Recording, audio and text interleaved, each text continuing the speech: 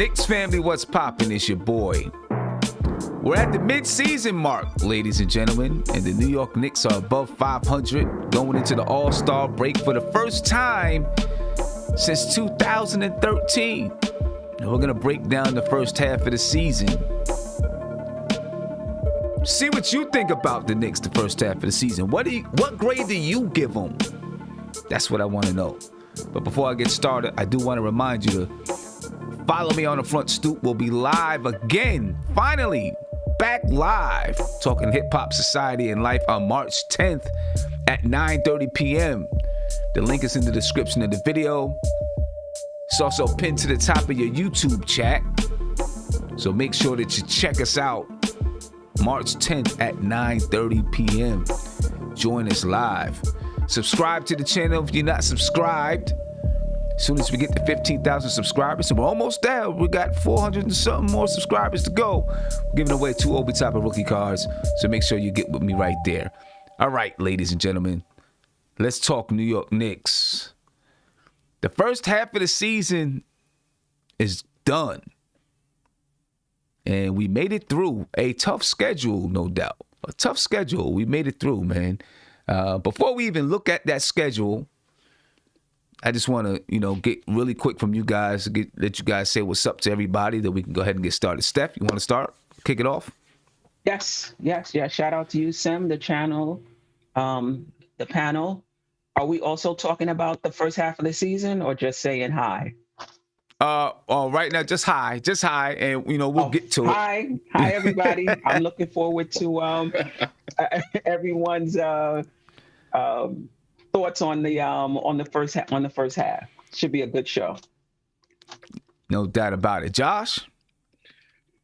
MBK fam, Sim, the panel, the chat, what's going on? So happy to be talking about my New York Knicks. So happy to talk about the first half of the season, how the Knicks have been doing the first half of the season. And I'm excited. And in the words of my boy Sim, Knicks family was popping. It's true. All right. Okay. Divine, what's going on, man? What up, Sam? Salute to the panel, the chat, man. MBK worldwide, all over the place.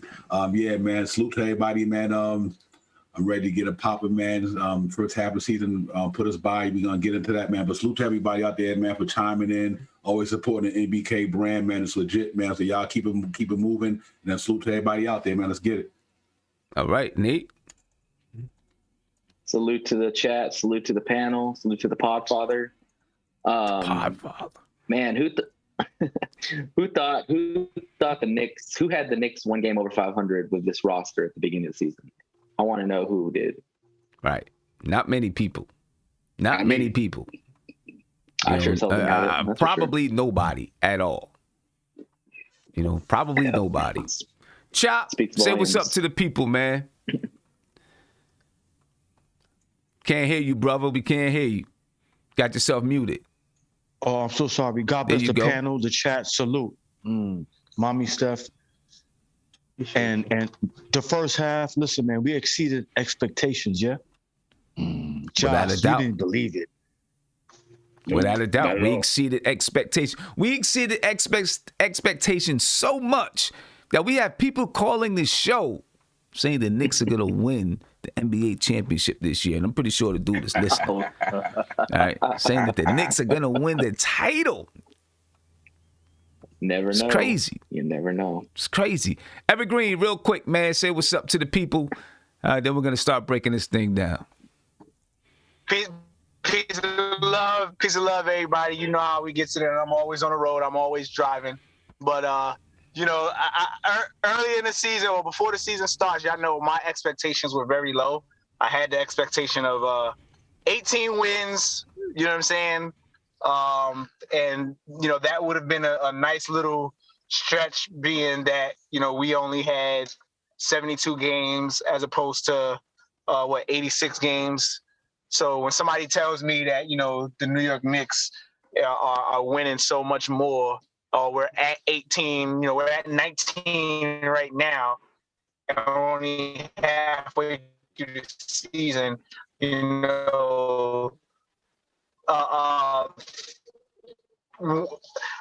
yes, exceeded expectations is an understatement. And breaking up real bad, Evergreen. You're breaking up real bad. Let me get back to you. All right. So before we even go through with all of that, let's start off and talk about the first 20 games of the season, right? Because I think a lot of people with the first 20 games of the season, most people thought that we were going to be done right out the gate. Right out the gate, I think everybody thought that's it for the New York Knicks because the first 20 games were rough. And you're talking about coming in off of a short training camp, right? Just a week long training camp. You had no summer league for Obi Toppin, no summer league for Immanuel Quickley, right? A new coaching staff, so you figured the Knicks don't have time to get all of this together, and then you look at the first half schedule and you're like, whoa, these guys could really be in trouble. Right, so the first 20 games of the season, the Knicks went 9-11. And for most Knicks fans, that was like, okay, 9-11, we could take it. Why could we take it? Because the first game of the season, we played the Indiana Pacers. We lost 121-107. Then we played the 76ers. We lost 109-89. We played the Milwaukee Bucks. All right, these are just the first 3 games. Already 3 top teams in the Eastern Conference. At least at that time, we figured there were top teams in the Eastern Conference. The Indiana Pacers have since, maybe changed course a little bit. The Knicks got a win against the Bucks. They blew them out 130-110. Then we played the Cleveland Cavaliers. We beat the Cleveland Cavaliers. And at that time, the Cleveland Cavaliers were actually a pretty good team. They were playing tough. We lost to the Raptors. Right? Then we beat the Pacers. We beat the Pacers 106-102 in a comeback game. Then we beat the Hawks, which was a tough game. Then we had the Utah Jazz, the Oklahoma City Thunder, the Denver Nuggets, Charlotte Hornets, right? The Brooklyn Nets. We had to play the Cavs again, right? And look, all of these teams at the time that we played them, except for maybe OKC, were in playoff contention at the time. And yes, it was early in the season, but they were in playoff contention. All right, then we played the Boston Celtics. We beat the Celtics. The Orlando Magic, at the time that we beat them, were one of the top 4 teams in the Eastern Conference. We played the Golden State Warriors. At the time that we played them, they weren't that great, but we beat them. Right? We lost to Sacramento. We played Portland. Then we played Utah again. Then we played Cleveland again. We had a tough, very tough first half of the first 20 games, I thought. And we came out of it 9-11. And I feel like that set the tone for the rest of the season. Right? So I want to get to you guys and just tell me what you thought about how you felt after the first 20 games. We were 9-11. And what you thought coming into those first 20 games and where we ended up being after those first 20 games. All right. I'll start with you, Steph. I don't quite remember exactly the 20-game mark, but I could tell you all along I was surprised. So when we were 9-11, that was definitely above what I expected coming into the season. I thought we would be a little better with Tibbs. I did think Tibbs would make a difference, but I didn't think it would be this dramatic. Then looking at the schedule, how tough it was, I really thought for the entire season, we might win 20 some odd games, So the first half, the first 20 games to be 9-11, I was impressed. Yeah, and that 20 game mark was actually against the Cleveland Cavaliers again. We beat them 102-81 in Cleveland, and then at home, and then the next game we were playing the Clippers, and then the Clippers marked the beginning of the next 17 games in the season. All right, let me see. Let me get back to Josh. The first 20 games. So, yeah, I think there was a lot of uncertainty coming into the season. I, for one, did not expect the Knicks to be, sub 500 team or at least a 500 team up until that point. And up until now, I didn't expect the Knicks to be at that point. So it really goes to show you how much of a good job Tom Thibodeau's done with this roster. Relative to the rest of the NBA, we would all, I mean, a lot of people didn't think that this roster could definitely live up to anything. And the Knicks definitely, even though they were 9-11 at that point, and we went through a tough schedule, no one expected them to be 9-11 at that point. I think even though the schedule was difficult, I think at that point we, based on win-loss record of our opponents, we had the second easiest schedule based on that. So it was a lot of surprises around the NBA, and we definitely are one of them, especially at that point and definitely right now. Yeah. Well, I don't know. I think actually at that point, even with the win-loss record, at least I remember doing a show, and I don't have the graphic anymore, with our first 20 games, and I think the win percentage of the combined teams was like 57% or something like that. Yeah, and then, of course, the next 17, it got a little bit easier for the Knicks. But Divine, I'll come to Divine, and then I'll talk to Evergreen, Nate, and Chop about the next 17 games. Go ahead, Divine. Well, during the preseason, I knew that we had a good team.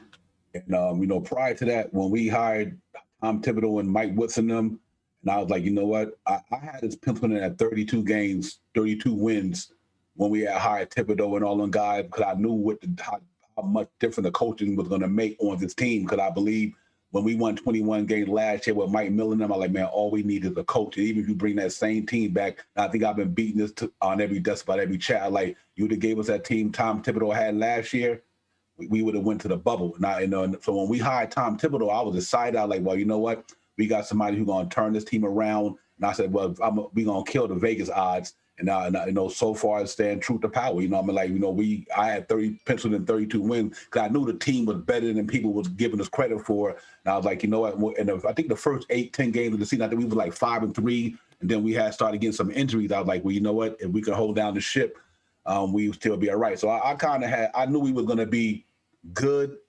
I didn't predict 19 wins, but I did predict 32 for the whole year. You got to check the videotape to verify my truth, though. Right.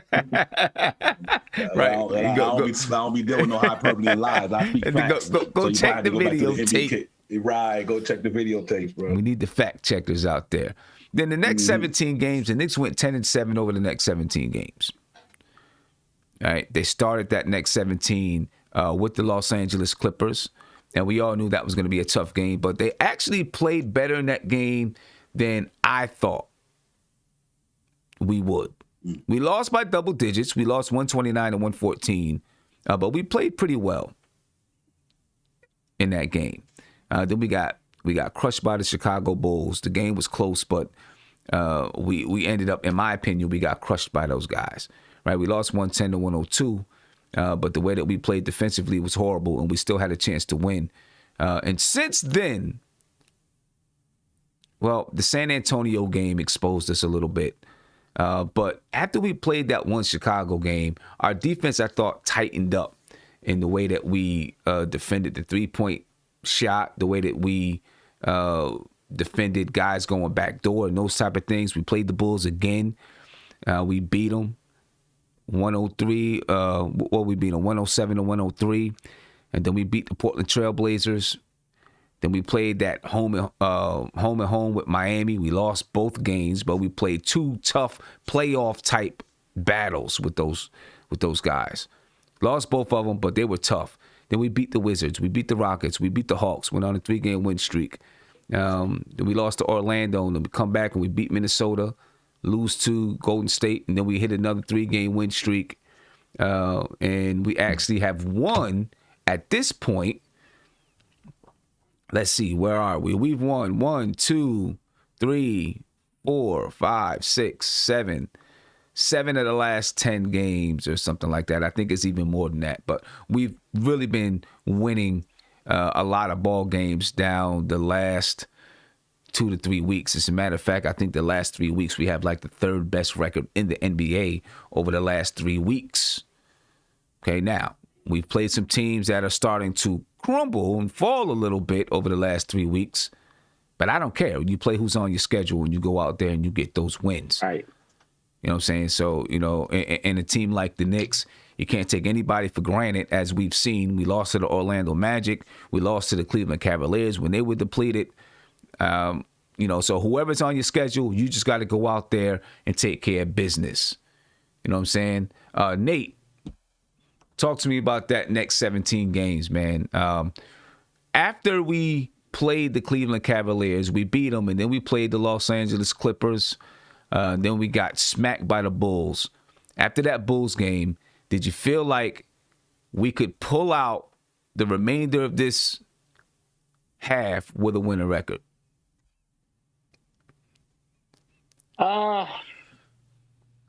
It's kind of hard because I think I was still kind of feeling this team out. I knew that we were good defensively, but offensively we'd have lulls and it would cost us games.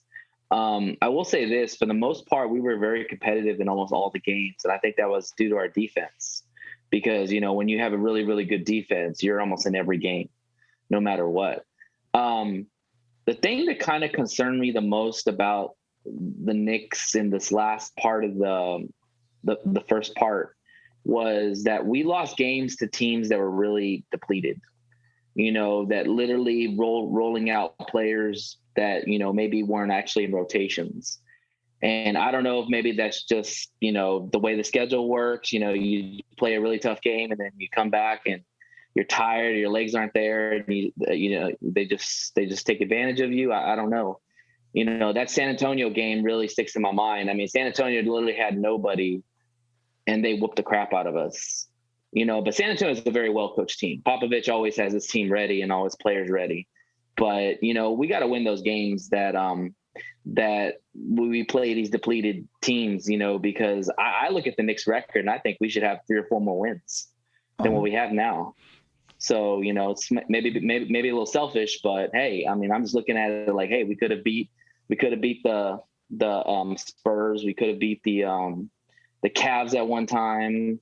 I don't know who else we lost to a depleted team, but there were some other wins we should have had. That's all I'm saying. I mean, I agree with you, and I think you can say that about every single season. Every single team and every single season can say there's a few games that they could have won or should have won, but that's how the NBA goes. The fact is that you weren't good enough to win those games. Whatever it was, you're missing something, and that's what makes up a good team and a bad team. That makes up the identity of your team. Do you get up for competition? Do you play down the competition? Do you make a lot of mistakes? Do you get lazy at times? All of that determines the makeup of your team. You know what I mean? So I think every team could say, every team could say that. That this game is I think it's, and also too, I think it speaks to the parity of NBA now. That literally, it's not really how good your team is on paper; it's who shows up that night. And there's a lot of good, small town teams that can compete. San Antonio, Orlando, Detroit's going to come up. Cleveland. So there's just more parity in the NBA than there has ever been, in my opinion. Yeah, no doubt. Evergreen. Those last 17 games, the Knicks go 10-7 in the last 17 games.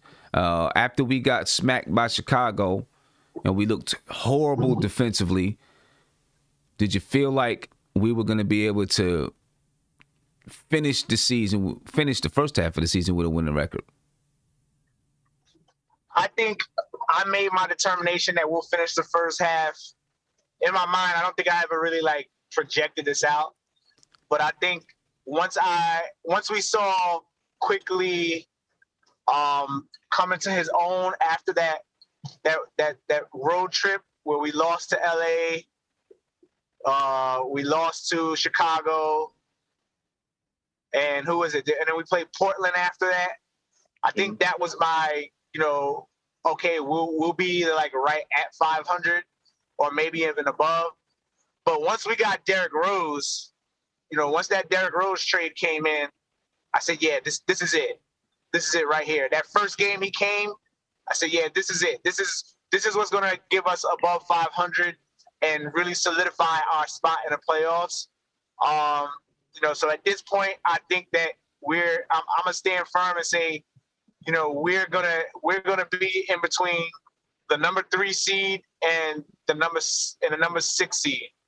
I think that's where we're gonna sit at. I was very, very happy with what I saw out of Quickley, because I don't know if you guys remember, I wasn't ready to just jump out and name the guy the starter yet, and I'm still not at this point with all the information we have.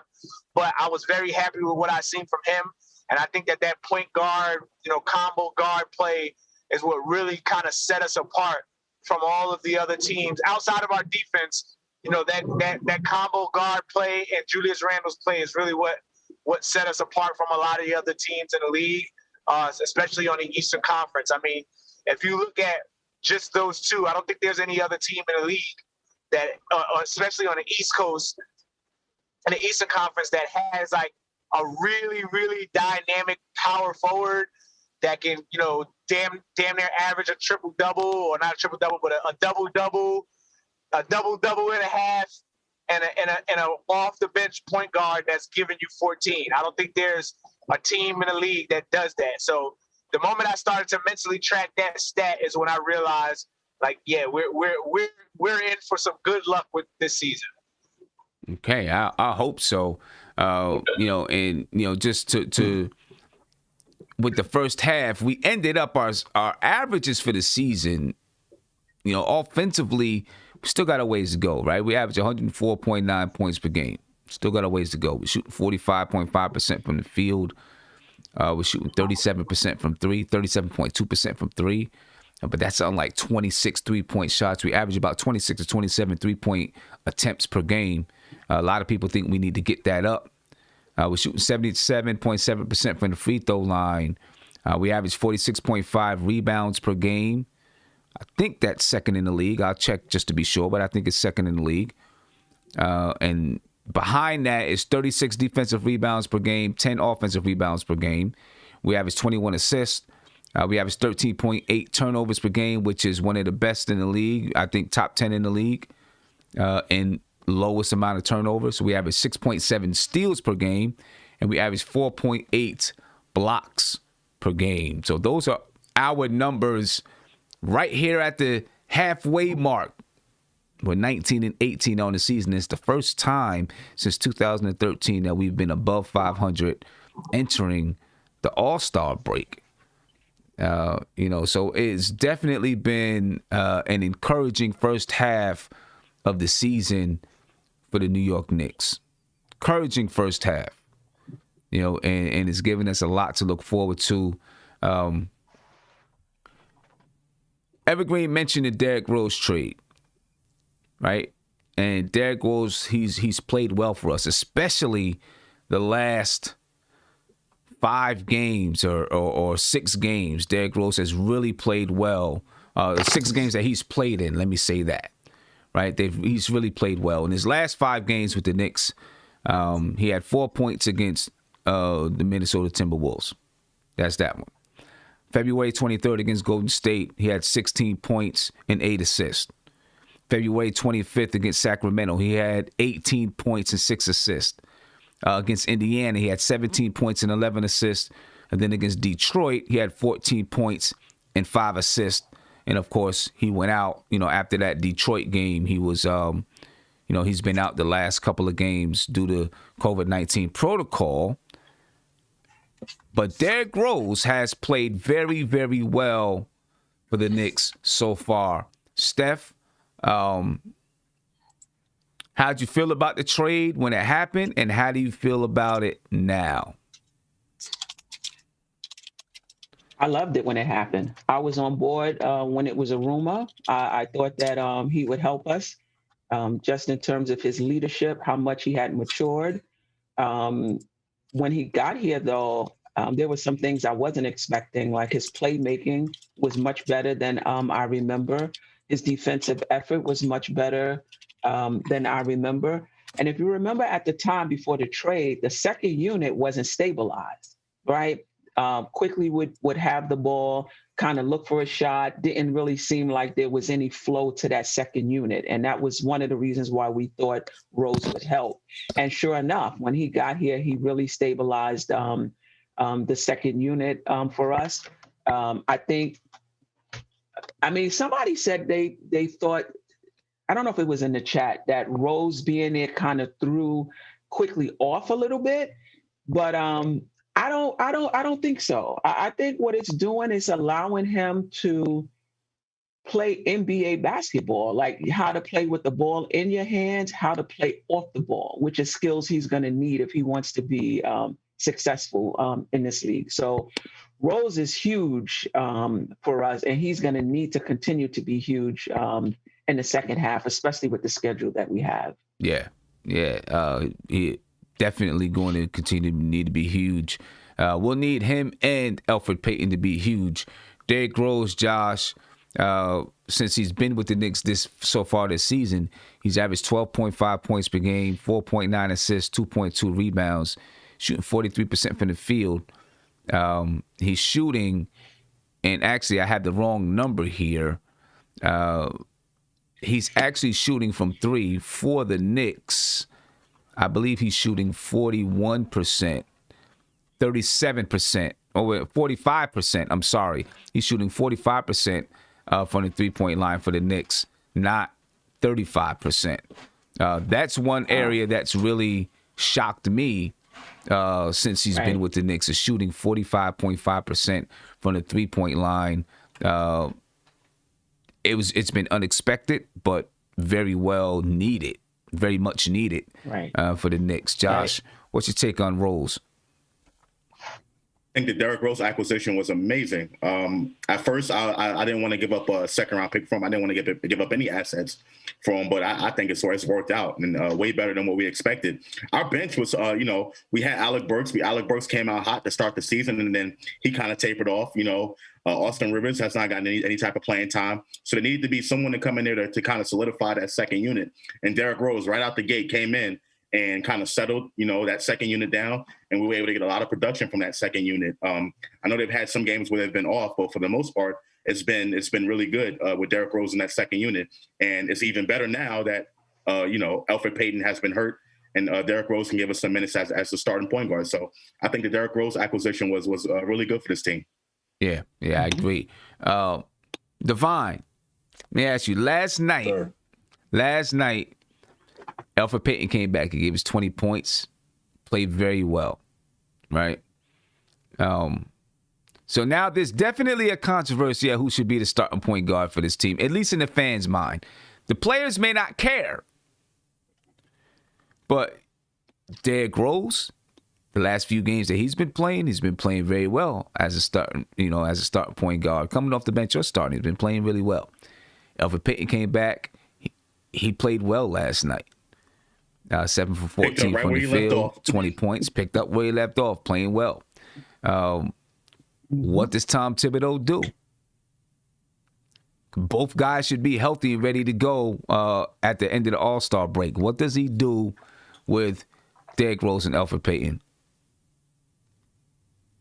Well, it's tough because, I'm one of them old school guys like you don't lose your starting job because you got hurt. But, it's a different time, a different era in basketball now. And I like what Derrick Rose brings to the starting unit because it helps take a little pressure off of RJ. You know what I mean? To the starting unit. Now, you don't only have to rely on RJ and Julius Randle to get you buckets. I mean, Derrick Rose can come in there and pretty much get quick, instant buckets, so I do like that. We lose a little bit on the defense then with Payton, but I'm good either way, man. I think no matter you put one star on, I don't even think it make a difference, to be honest. It's almost like the Noel and Mitch situation. It don't matter which one you start. I think you're going to get the production from both of them either way, for me, in my opinion. But that's a tough call, man. But I think Tiz might go with boredom here. You know what I mean? When Rose came here, he was designed to come off the bench, and that's what he was doing. Payton been starting the whole season, so I think he probably just go back to that. You know what I mean? Just say, I'm going to keep everything the way it was, and let's just keep rocking out. So I don't think he want to, if it ain't broke, don't fix it. I hope he has that mentality to me, because Payton been playing hella ball for this year, man. And I like Derrick Rose and everything, but Elfrid Payton has really, really helped the Knicks get to where they at. So I'm all for Peyton starting again and bringing Rose back off there with Quickley in the second unit because it was working well together. So I don't have a problem with either one, really. Okay. All right. I mean, the only thing that I see is that when Derrick Rose was in that starting lineup, I felt like Julius Randle received the ball in areas, to make it easier for him to shoot, so he didn't have to do as much work, right? A few times, you already seen Derrick Rose and Julius Randle have a nice little connection off a little pick and pop where Julius Randle would get the ball right there in the middle of the lane for an easy little jump shot. And I think that can really help Julius Randle out. How much do they play together if Derrick Rose goes back to the bench? That remains to be seen. I know before Elfrid Payton went out, Derrick Rose would get in with those guys in the first half for maybe 2 or 3 minutes. And then, the rotations would begin. Now, he did play some down the stretch with Julius Randle, but I would like to see their connection develop a little bit more. I'm torn which way to go, to be honest with you. I'm a little bit torn because Elfrid Payton has been playing very well for us. As much as people love to hate the guy, he's been playing well for us. He's, responsible for a couple of these wins that we have here this season. So I'm a little bit torn on which way you should go between the two. Nate, what do you think? For me, I think it's pretty obvious is Derrick Rose, because for me, Derrick Rose adds another dimension to the three-point shot that Peyton doesn't have or doesn't take a lot of. And also, too, Derrick Rose is good at shooting jump shots, which is something Peyton really doesn't do. He's more of an attack the rim type of guy. I believe Peyton would thrive in the second unit because he could be the aggressor for the second unit like he was with the starters. One thing I would want to see Peyton do more is try to get the others involved, because with the second unit, a lot of these guys need a person to set them up, especially like a guy like Toppin. I think Peyton and Toppin really would look good in the second unit if they could get some synergy going. But I think it's Derrick Rose. I mean, from what I've seen, this is the best Derrick Rose I've seen in a long time. I watched him in Minnesota, and he had some good games. He had that 50-point game. But he just looks like a different player. He's more mature. His jump shot has improved a lot. I don't think a lot of people have talked about how good his jump shot's gotten. He's not shooting a high clip, but he's efficient. I mean, he doesn't take stupid shots. And his three-pointers is 45%. I mean, you can't beat that. And he still's got that ability to get to the rim too. But I love his playmaking. I think that's one thing that he really came to this team. And maybe Tibbs talked to him when he came over and said, listen, we got a lot of young guys that probably need somebody to set them up and get them some easy buckets. Can you do that? And I'm sure he's like, hell yeah, I can do that. Yeah, another thing that really surprised me coming this season, coming to the Knicks, was his defense. I mean, I never thought he was a terrible defender, but he's played defense just better, especially better than when he was with the Knicks the first time. Let me say that. Yeah, he was terrible. He was terrible when he was with us much better than time. when he was with us the first time. Josh, I seen you shaking your head when Nate was saying a couple of things. What are you shaking your head about? Well, to me, I just think Thibodeau goes back with Peyton. I think Peyton fits in that starting lineup better than he would fit on the bench. I think the bench, they need that kind of lightning in the bottle. Quickley is not going to be, he's not going to give us, that 25 points or, come out hot every night. And the bench needs that guy to be that exactly like everyone was talking about.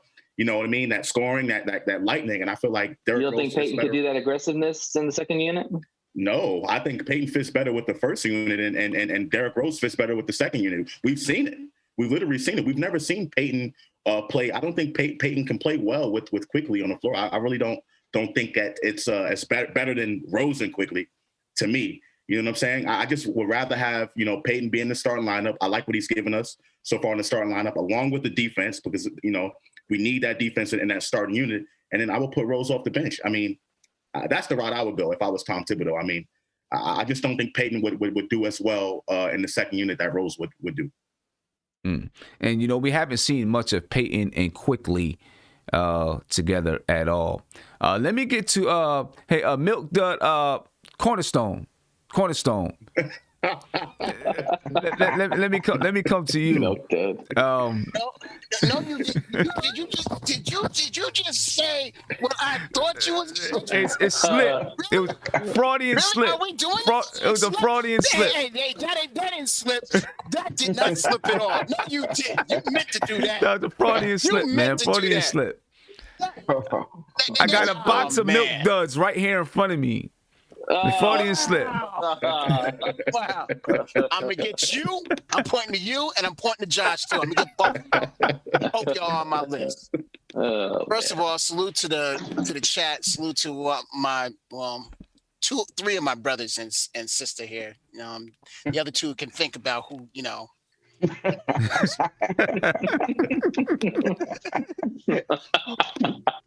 But to be honest with what y'all talking about, who starts, I honestly, and this is being real, I don't care,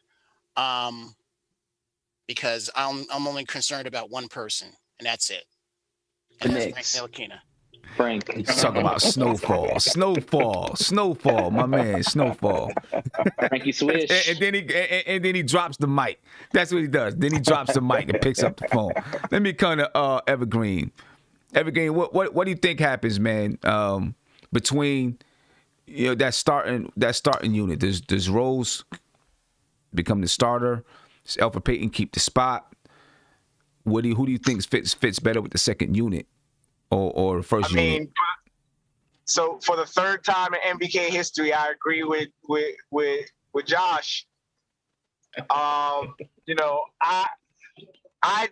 think so. Elfrid Payton's assist numbers aren't like I got you open and I set you up. His assist numbers come from like I need someone to bail me out because I'm stuck somewhere, right? I think Derrick Rose has the ability to keep the younger guys involved. Mm-hmm. The only young guy that he's got in that starting lineup is RJ, right? Like, at least for right now, he's not, nobody's really consistently throwing lobs to Mitch, who's out. So if we know that Derrick Rose's ability is to keep people involved, and we know that we wanted him here to groom the youth, it would logically make zero sense to put him in the starting unit. Now, I want Derrick Rose to play the starting unit because, again, I am not a huge proponent of worrying about who starts and who finishes. I'm more or less worried about the time. But specifically at that point guard role, if Tom Thibodeau is going to consistently have a starting unit and a bench mob, then I want Derrick Rose playing with that bench mob, simply because he has the ability to really keep them involved, and he sees the floor a hell of a lot better than Elfrid Payton, who sometimes is a he's a bull in a china shop. He's going straight. He's got one direct path. So I've juggled back and forth on this argument. Like, I've juggled back and forth, especially with Elfrid Payton being out these few games. I said, man, he really looks good, but I'm afraid that because I haven't seen Elfrid Payton on the bench mob, I haven't seen him really playing with Quickley and Obi at all. Really, I don't think they really clocked more than 10 minutes a game together. Right. I'm worried that Elfrid Payton gets the ball and the other four guys really get shut out. That's what I'm worried about. No disrespect at this point to Elfrid Payton's game, even though I've said multiple times that I would like to see a replacement for him. But for what he's good for, I don't think that bench is a place for him to be coming. I want him to start. If we're gonna keep him, start him. And if we're not gonna keep him, then start Frank. There we go. That's it. Well, I don't know where you starting Frank at. You're not starting him at point guard. I believe the only. I had to sneak it in. I believe the only two brothers that I said I don't salute, they're off to the sides. Because Evergreen just became my brother for life. Okay. Big shout out to Xavier Black Wiley. He said Evergreen's new profile name is On the Road Again. So you got to change your profile name to On the Road Again. And Jimmy I got you. Yeah, he said to choose who starts based off the matchup. I don't think that's Thibodeau's style to choose, who's starting based off the matchup. I think his style is more, I have my people, and this is who I'm rocking with.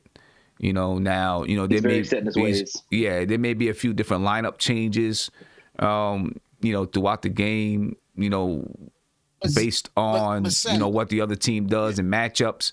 But I don't think he changes his lineups based on matchups. I don't think he ever will. And I actually like it that way, to be honest with you. Yeah. But Sam, you said it yesterday how coaches, you have your coaches that players trust, your favorites. And if Rose, now let's look at it. They traded for Rose. Rose was Tibbs' guy. And I believe that at the end of the game, he's going to use Rose before he uses Peyton. I agree with that because he trusts him. So to y'all's point, I would keep I would start Peyton, but to end the game, I think Rose has got to be in there. I think he fits more with I really should score more too. Well, yeah, that too. But again, I think Tibbs trusts him more than yeah. Yeah, and I agree with you. I agree with you. My only thought behind it is that you would like to have Rose and Julius Randle get some rhythm together throughout the game before you get to the fourth quarter. So even if he doesn't start, you got to find some time that you let them guys play throughout the game, because even though you say, well, if they play a lot together, they're going to get some rhythm, but each game has a different rhythm to it, and you got to figure out what kind of rhythm your players and your teammates are in throughout the game, right? Julius Randle may not be hitting that mid-range jump shot, or he just may not feel in rhythm, and he might tell his point guard, hey, you know what, get me here because I'm not feeling it here.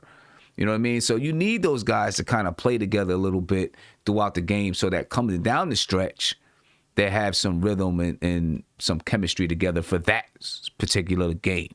Because like we said, each game takes on a life of its own, you know? Sam, 1 point. Excuse me, Sam, 1 point. Go ahead, Devon. Another reason another reason why it's hard to put Peyton in the second unit right now, because Burks and Quickley is so inconsistent. You know what I mean? Yeah. They scoring is always up and down. They never consistent. Yeah. You know what I mean? So that's the only reason I think that he might say, you know what, I better leave Derrick Rose. I know Derrick Rose is going to give me guaranteed 14 points with Burke one night, Quickley one night. That's the only reason I think Tom Thibodeau might keep Alpha Peyton in the starting unit and let Rose go in that second unit just because them guys are inconsistent, and being that Alpha Peyton is not a three-point shooter. And if Burks and then Quickley ain't hitting on nothing, that's a wrap. You know what I mean? So that's about the limit he might have to face with that. But Peyton could be the aggressor in the second unit against against second unit defenders. That's why I'm saying that he could still put up the buckets that he puts up in the first unit. The only thing Peyton would have to do is he would have to involve the others, and that's the question I think everybody has: is can he be like Derrick Rose was and get everybody else involved in the second unit? But the thing is, if those other guys are not shooting, what are you getting from what are you getting from Peyton? If those other guys are off and they are inconsistent, Rose can do the same we can say about Derrick Rose. I mean, Derrick Rose can get off, and everybody else may not be hitting their shots. But the thing about that's why you leave them in there. Well, you saw it last night when we gave that. I forget how big our lead we had, and then when he brought the starters in, Quickley wasn't doing much, and Burks wasn't doing much, and that kind of affected all.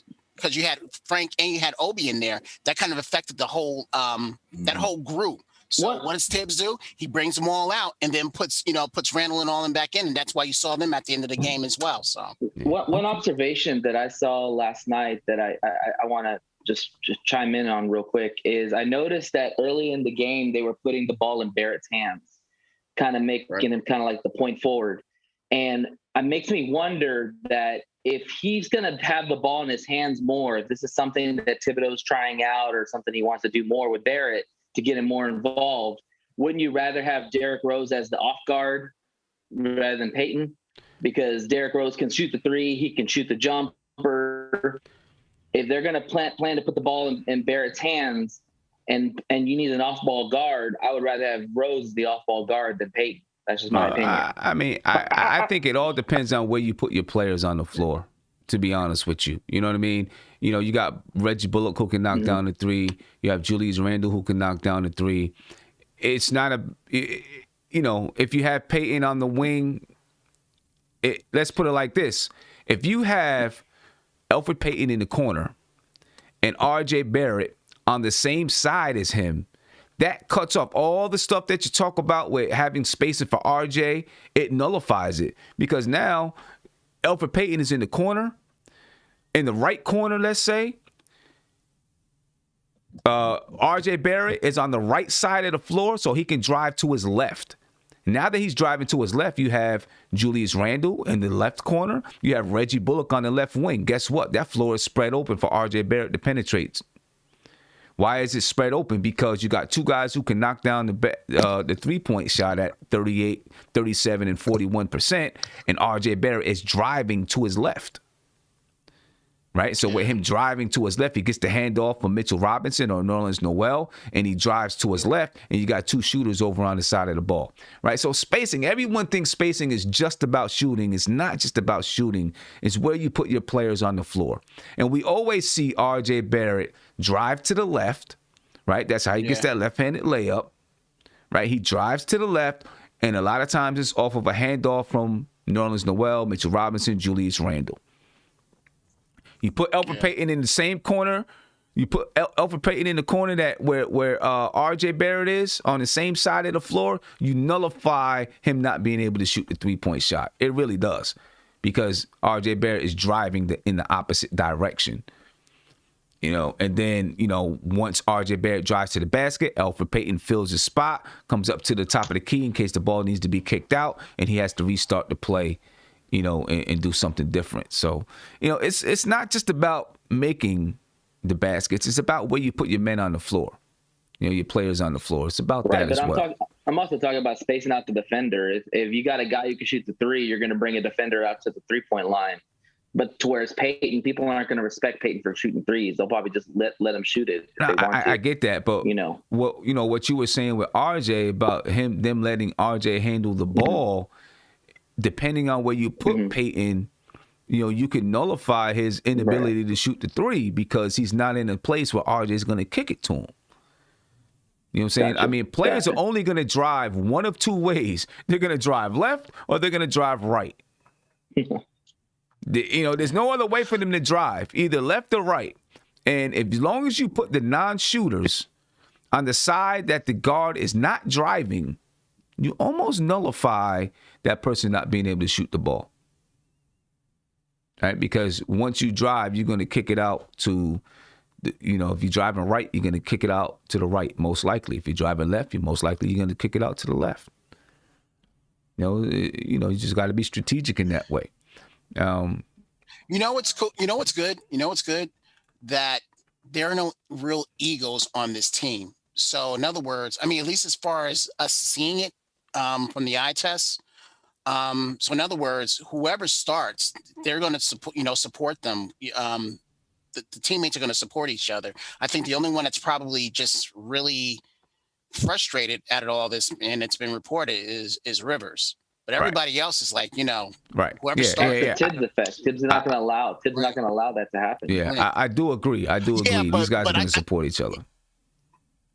Right. What I'm saying is, it's just a Rivers effect.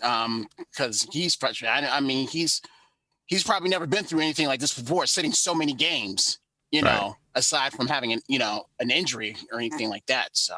Right. I don't know why he came to the Knicks in the first place. He should have known what's going to happen. No, I think he thought that he was ready to. I think he thought. I think he thought he was going to go to the next level. Exactly. He had the opportunity. He just didn't. Well, you had pinned it, Sim. You said once he comes, a lot of people's minutes are going to be. That's what I thought. Probably little to none at all. Yeah, and listen, that's just the other way around.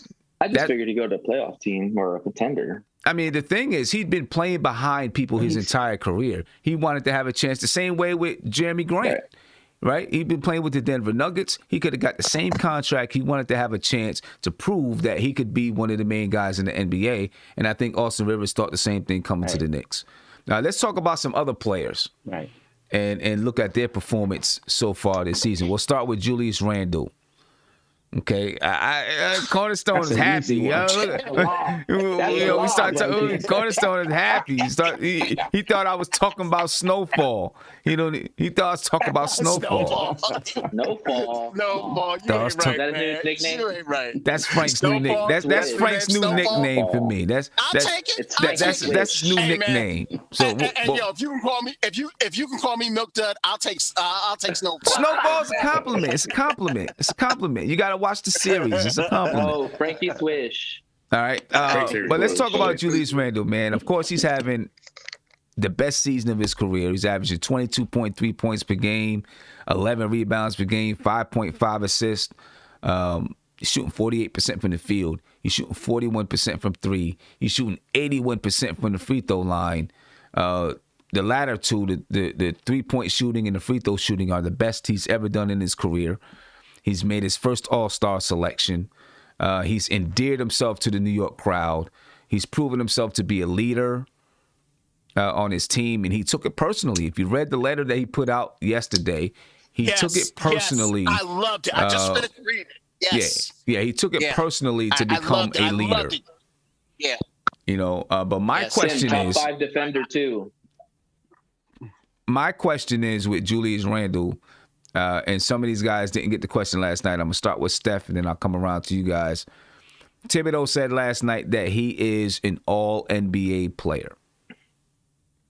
All right, Steph, I'll start with you. Is Julius Randle an all-NBA player? Actually, Steph, were you there last night? I don't remember.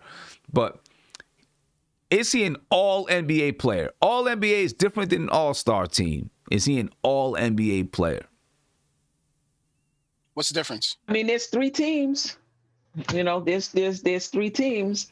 And I would say yes. I mean, AD hasn't played that many games, you know, and I mean, people may vote him there anyway. But I say, yeah, just in terms of his stats, you could put his stats up against any power forward in this league. You know, some coaches, who's voting? Is it the coaches or the media? I'm not sure who votes for all NBA. I think for all NBA, I think it's the media. I think it's the media, like the writers. I mean, some people may. Well, the media may not, but I know coaches may put more emphasis on the team's record and whether they make the playoffs or not. If it's the media, I mean, there's still some negative media. It is the media, so there's still some negative media backlash when it comes to the Knicks. So that may hurt his chances. But in my opinion, there's 3 teams. And he could put his numbers up against any power forward in the NBA right now. Amen. And his numbers is as good as anyone. Yeah. So I would say yes. Yeah. And like you said with the media, I mean, you see it now. You know, all of these media outlets are upset because Knicks fans are celebrating the fact that the Knicks are, you know, 1 game above 500, and it's like, why do you care? Why do you care? Just let us enjoy it. Why do you care? But they can kick rocks because they don't want to see us happy. That's all. They don't want to see us happy. But they were celebrating mediocrity, is what they're thinking. That's what they're thinking. Well, but we understand that this is in relationship to where we've been. Exactly. Like any of us on this panel know that we need to improve as a team, that we're not championship contenders right now. This is a step in the right direction. Let us have what we have. That's what I tell my family. Exactly. Let me have what I'm having right now, you know? Right. Hey, that's it. Let us enjoy it, man. Let us celebrate the mediocrity then, if that's what it is. Let us celebrate it. We going in the right direction. Yeah. Josh, is Julius Randle an all-NBA player? Well, actually, first, Cornerstone, let me... you asked what's the difference. Well, you know, if you're on the All-Star team, they choose 24 players for the All-Star team, right? 12 on each side. All-NBA, you got 3 teams. You got a first team, second team, and third team. That whittles it down to 15 players. If you're All-NBA, you're one of the top 15 players in the NBA. If you're an all I'll NBA let Josh player. first. And I'll think about what y'all was saying and let Josh go. Everything. Josh. So my answer to that question is yes. I definitely believe Julius Randle is an All-Pro, and I know you guys were talking about the media. This is something that the media votes on, and I think the media is a direct reflection of us, the fan. The media, they see things the same way we see them. We may criticize the media and say that the media, doesn't give the Knicks a pass and all that, but honestly, they're doing everything that we want them to do. It goes both ways for me. And based off of that alone, I feel like Julius Randle is an All-Pro this season. Combine that with the fact the numbers he's putting up, the time, it's the first time All-Star where the Knicks are. I think Julius Randle is definitely an All-Pro player. Absolutely, without a doubt. Okay. And once I get everybody's thoughts, and then I have one last thought on it. Devine, go ahead. Yeah, I agree with Steph and Josh. And we also got to look at consideration. Look what he's doing it with. You know what I mean? Can you imagine if Alpha Payton had a 3-point shot? Can you imagine if RJ Barrett was up and down, inconsistent for the most of the year? And could you imagine if Reggie Bullock was consistent? Right. He'd probably be averaging a triple-double. You know what I mean? That's true. You know what I mean? And I just think that he is literally carrying a team with no 3-point shooters except for Reggie Bullock when he's hitting them. So I think his all-around game and what he's brought to the table, you have to put him on that team, because if you take Julius Randle off the Knicks is in the cellar.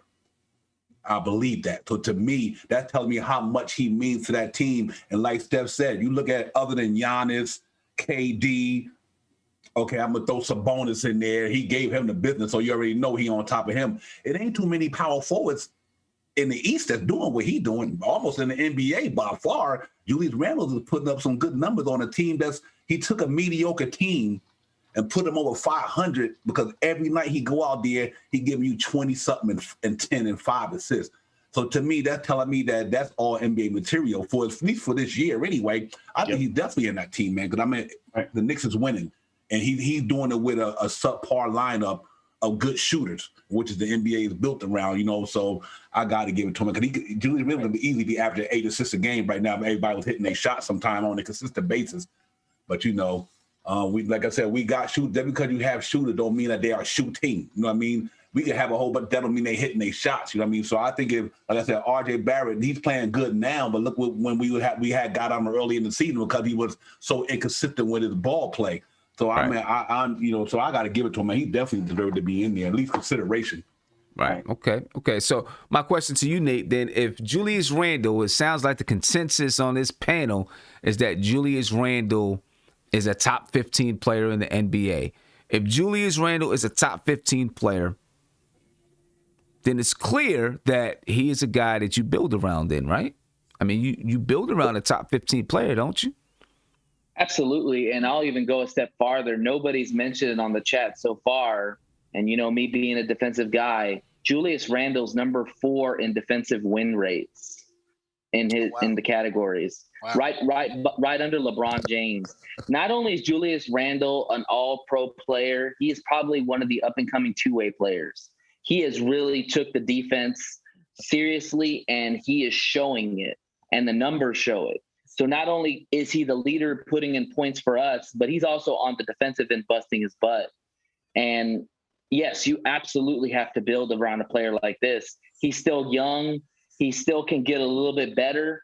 I mean, but look at the numbers, almost 23 points, 11 rebounds, around 5 or 6 assists. I mean, those are like Joker numbers. I mean, a lot of people like Joker a lot, I mean, I know Joker scores probably a little bit higher of a clip, but still, Julius Randle's do it on the defensive end. Okay. And that's the most impressive thing to me out of anything. All right. Cornerstone. I'm going to ask you this, and then we'll move on to another player as we bring in JD. You building around Julius Randle? Heck yes. Infinity times infinity. When he first started, he had Kobe Bryant. When he went to New Orleans, he had AD. He's doing this all by himself. He is the leader. He is what the players are looking towards him.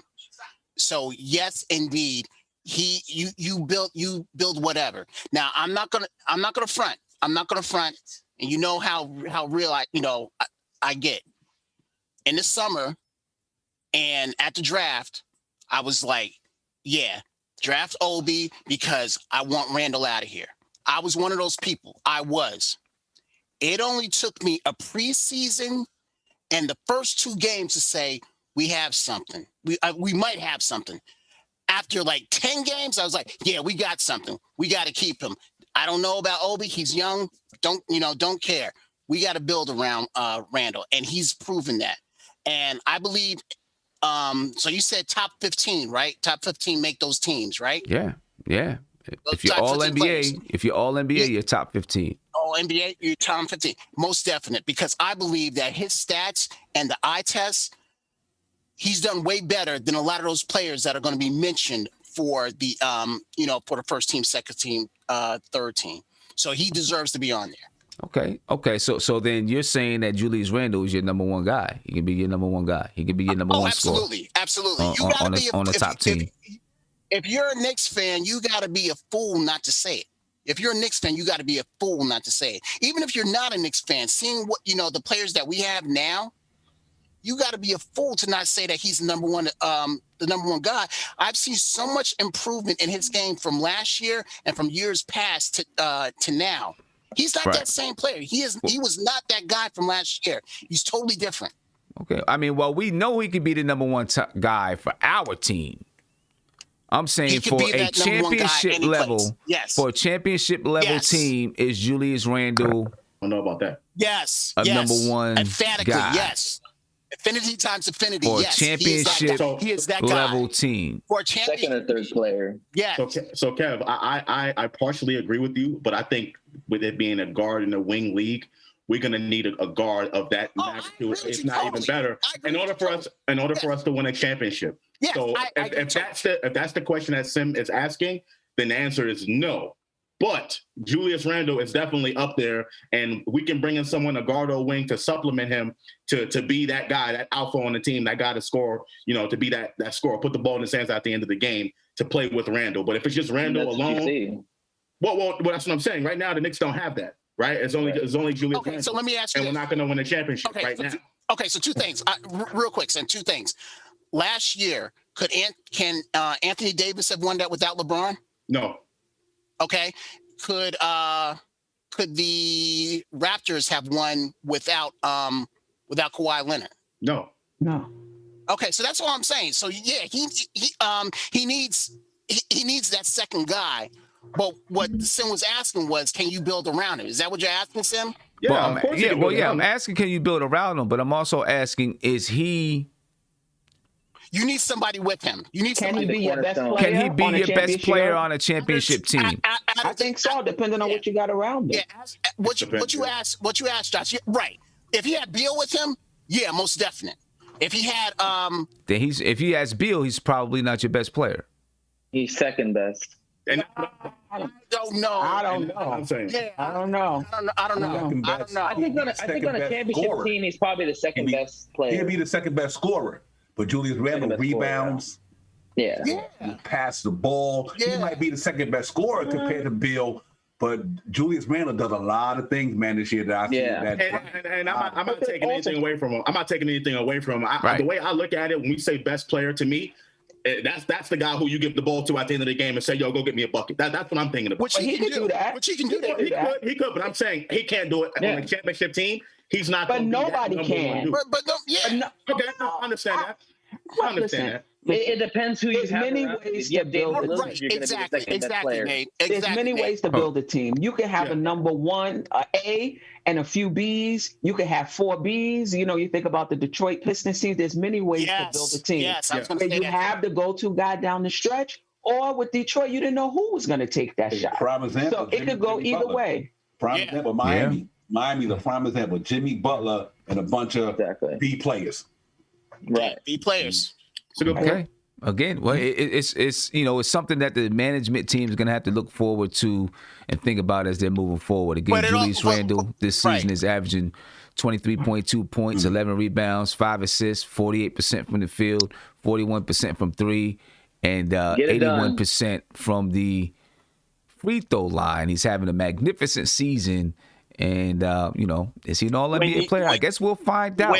When you Can I add this in real quick, Sim? Yeah. We got to see playoff Randle, right? Yes. Remember Harden? Yeah. Remember how many good regular seasons Harden had? And it took him a few playoff appearances before he really, found his groove. We got to see playoff Randle. Unfortunately, the votes. And that's like with the full players, because you could take Dame Lillard, you could take Tatum, you could take who else could I name? You want to throw the Joker in there? Yeah, I mean, listen, they got to prove it. So we'll see what he does if we get to the playoffs this year. The votes are tallied at the end of the season, right? They don't tally him in the playoffs. So it's all NBA building around him, and whether or not he's right. Yeah. Okay. Right, we're talking about that. So now let's talk about RJ Barrett a little bit. All right, RJ Barrett this season so far, he's averaging 16.5 points per game, 2 or 3 points above his season's average last year. He's averaging 6 rebounds, 2.9 assists per game. He's shooting 44% from the field. He's shooting 35% from three, and he's shooting 73% from the free throw line. And of course, he was selected to the Rising Stars game, to the World Team. Now, let me tell you what, that 35% is impressive to me. And the reason why is because he went through a stretch where he missed 21 straight three-point shots this season, earlier in the season. 21 straight. And he still has managed to improve to 35% during that time. He was somewhere around 21% or something like that. And he's shooting at a pretty high clip right now.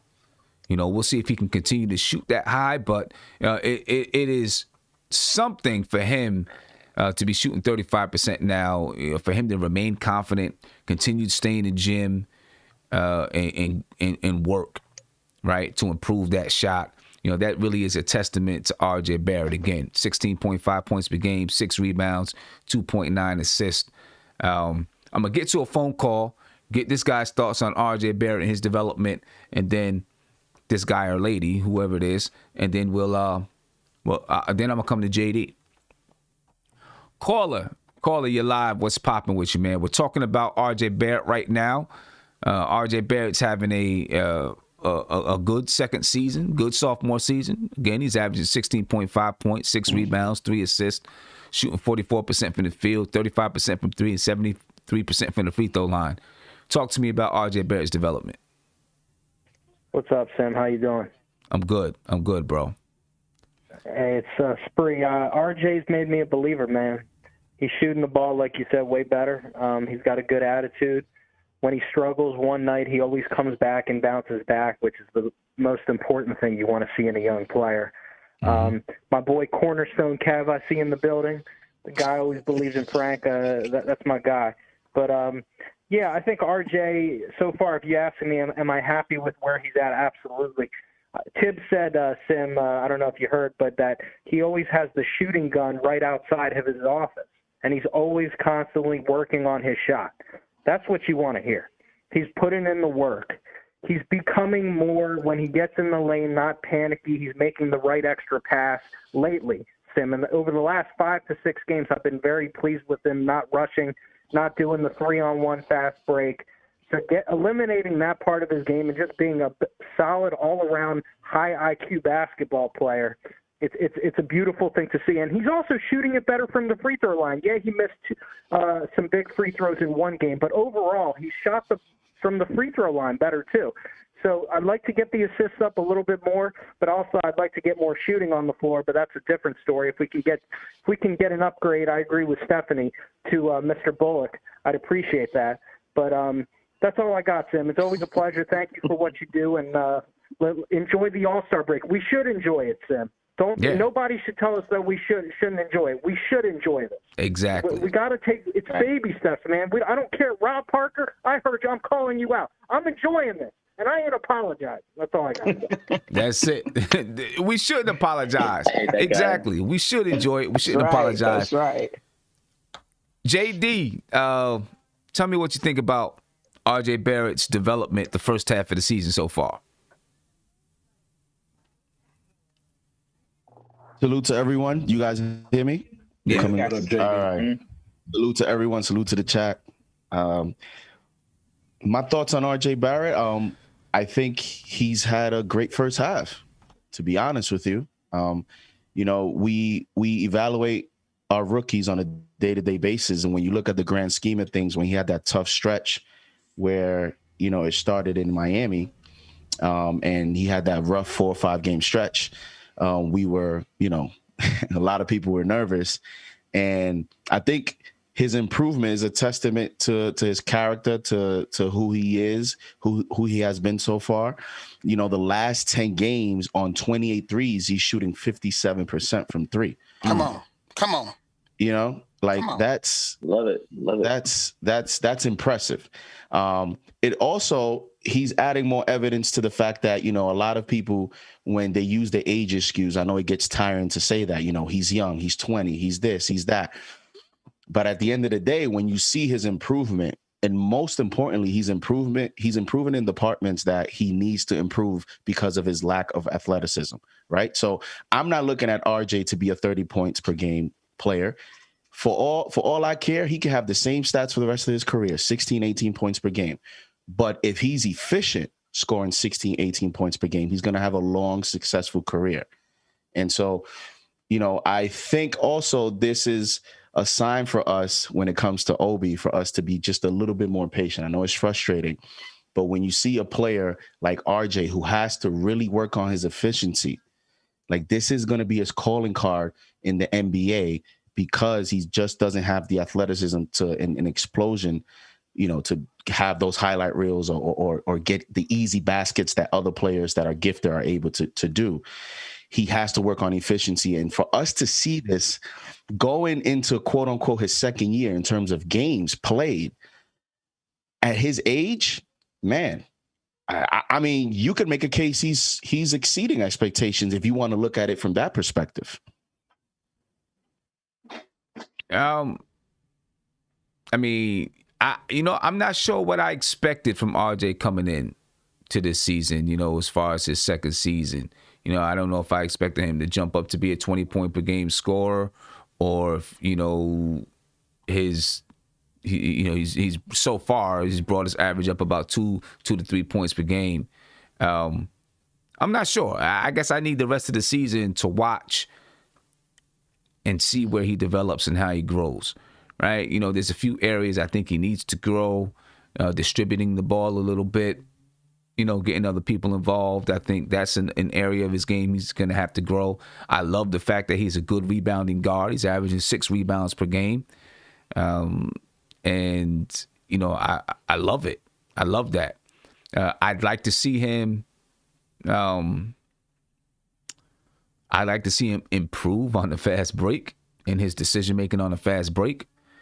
I've been able to not only have I been able to witness it watching it on TV, but I've been able to witness it while I'm playing with him in 2K, and he makes the same decisions. Okay.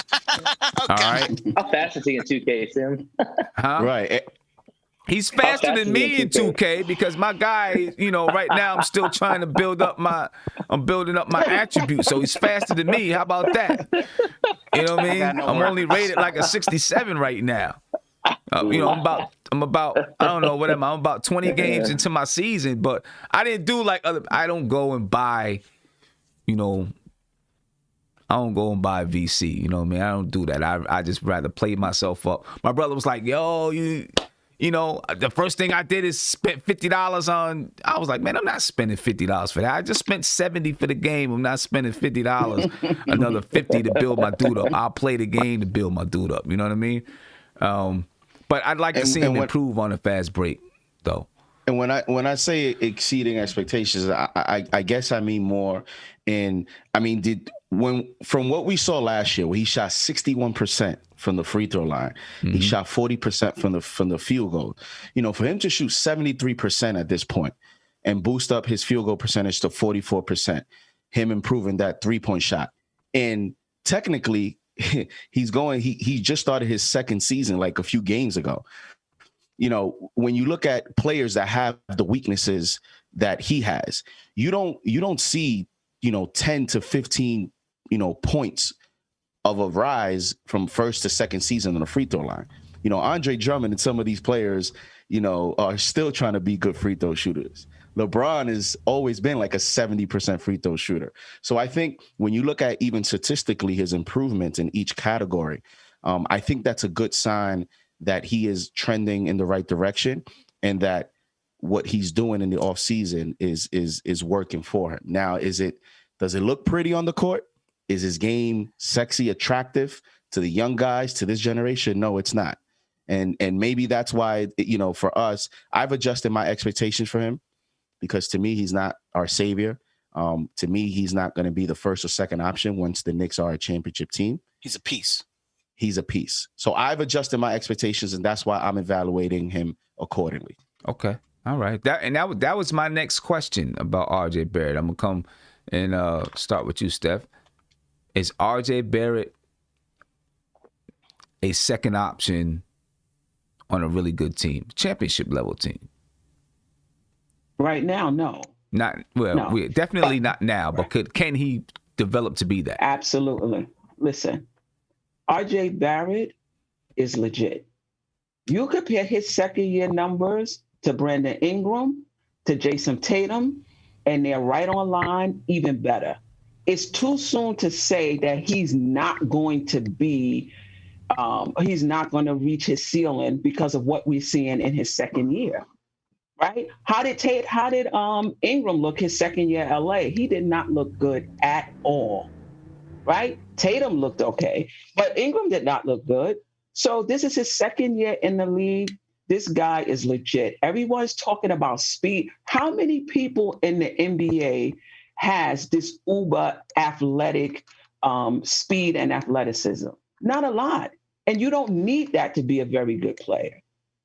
How athletic is Steph Curry or Harden and all of these other guys? Luka, Larry Bird, if you want to go back, Nowitzki. So to me, that is his athleticism is a non-factor.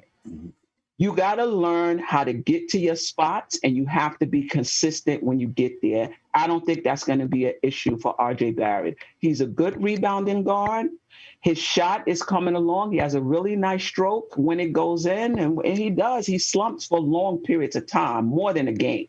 Like he can go into a 5 or 6 game slump. We've seen it. But I'm not ready on just what I'm seeing right now to say he can't be a second option. It's too early to say that. Now, I'm sorry. Yeah, his floor to me, okay. I was going to say, I think that also goes into the discussion we were having last night. When you asked the question about Julius Randle's the prime of his career, and if guys like RJ Barrett and them guys match his prime, because who knows, it could happen earlier than we all expect. But if he doesn't become that legit second option, consistent every night, knowing you're getting 21 points from him, second option until he's 25. Yeah. At that time, I don't think he's in that window.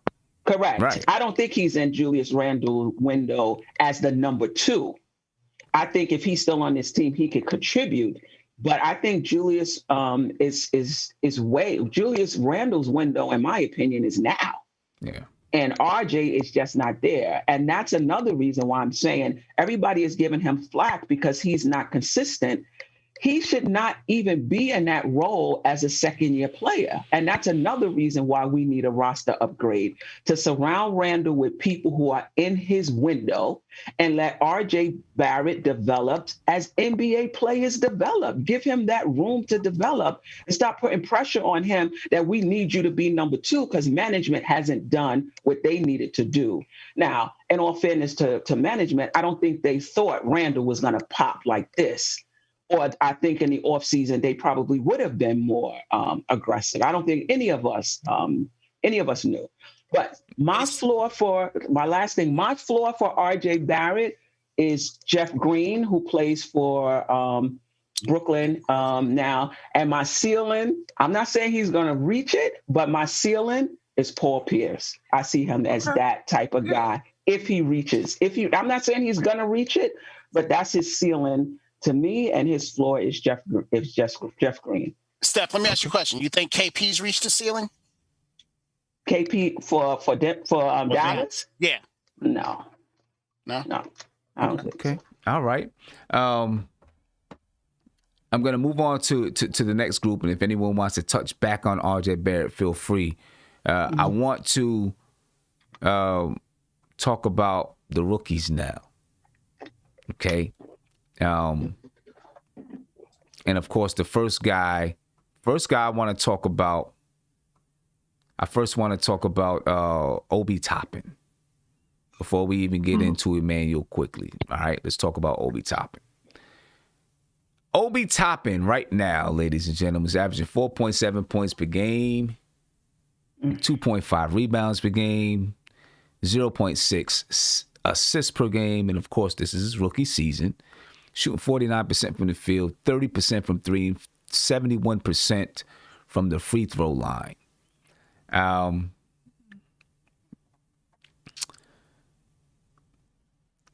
ask you guys, are you disappointed with Obi Toppin's production? Divine, I'll start with you. Yeah, in a sense, I'm disappointed that he's deferring too much. Because if you look at the numbers you just said, they're not bad percentage numbers. But I think Obi Toppin he deferring too much, man. I mean, I think he just keep giving the ball up. I guess they run around the screen thing. I mean, perimeter. They keep doing almost look like a damn triangle to me, whatever you call it. But I'm disappointed to the fact that I think Obi should be double-digit scoring, and he should be grabbing more rebounds. But his numbers the percentage-wise, I like him. But yeah, I just think that he should be scoring a little more. And I think he should get that ball and go get it. Don't be afraid to let Thibodeau holler at you, because he'll holler at you anyway. It don't matter, you know. Thibodeau gonna holler at you no matter what you do. Right. So I think he shouldn't be afraid to say, you know what? Like last night, I was watching last night. Well, only when I want to bring it up because it's important. He went down court. He was in a post by himself, and he kicked the ball back out to somebody, and he only had one man on him. Obi should have gave that dude the business. Them the little things that's kind of concerning me, that he's not. I don't want to say he's scared or he's timid or just that's not the flow of the offense for the Knicks. But I'm disappointed in the fact that I think he should be double-digit scoring, and he should be a little bit more aggressive. Other than that, I mean, he's a rookie, and it happens. I mean, so it's hard to say. But if Knox can give you 13 in his rookie season on a team like he was playing on, I mean, you can't say too much about Obi with a bunch of better players than Knox guy who demand the ball more, like Burks, Quickley, Rose. They demanding their shots more than a lot of the other guys. They got to get there first. So I don't know if he's deferring to them or not, but I would love to see him do a little bit more, though, to be honest with you. I think he can give us some more of what he's giving us now. All right, Cornerstone, go ahead, man.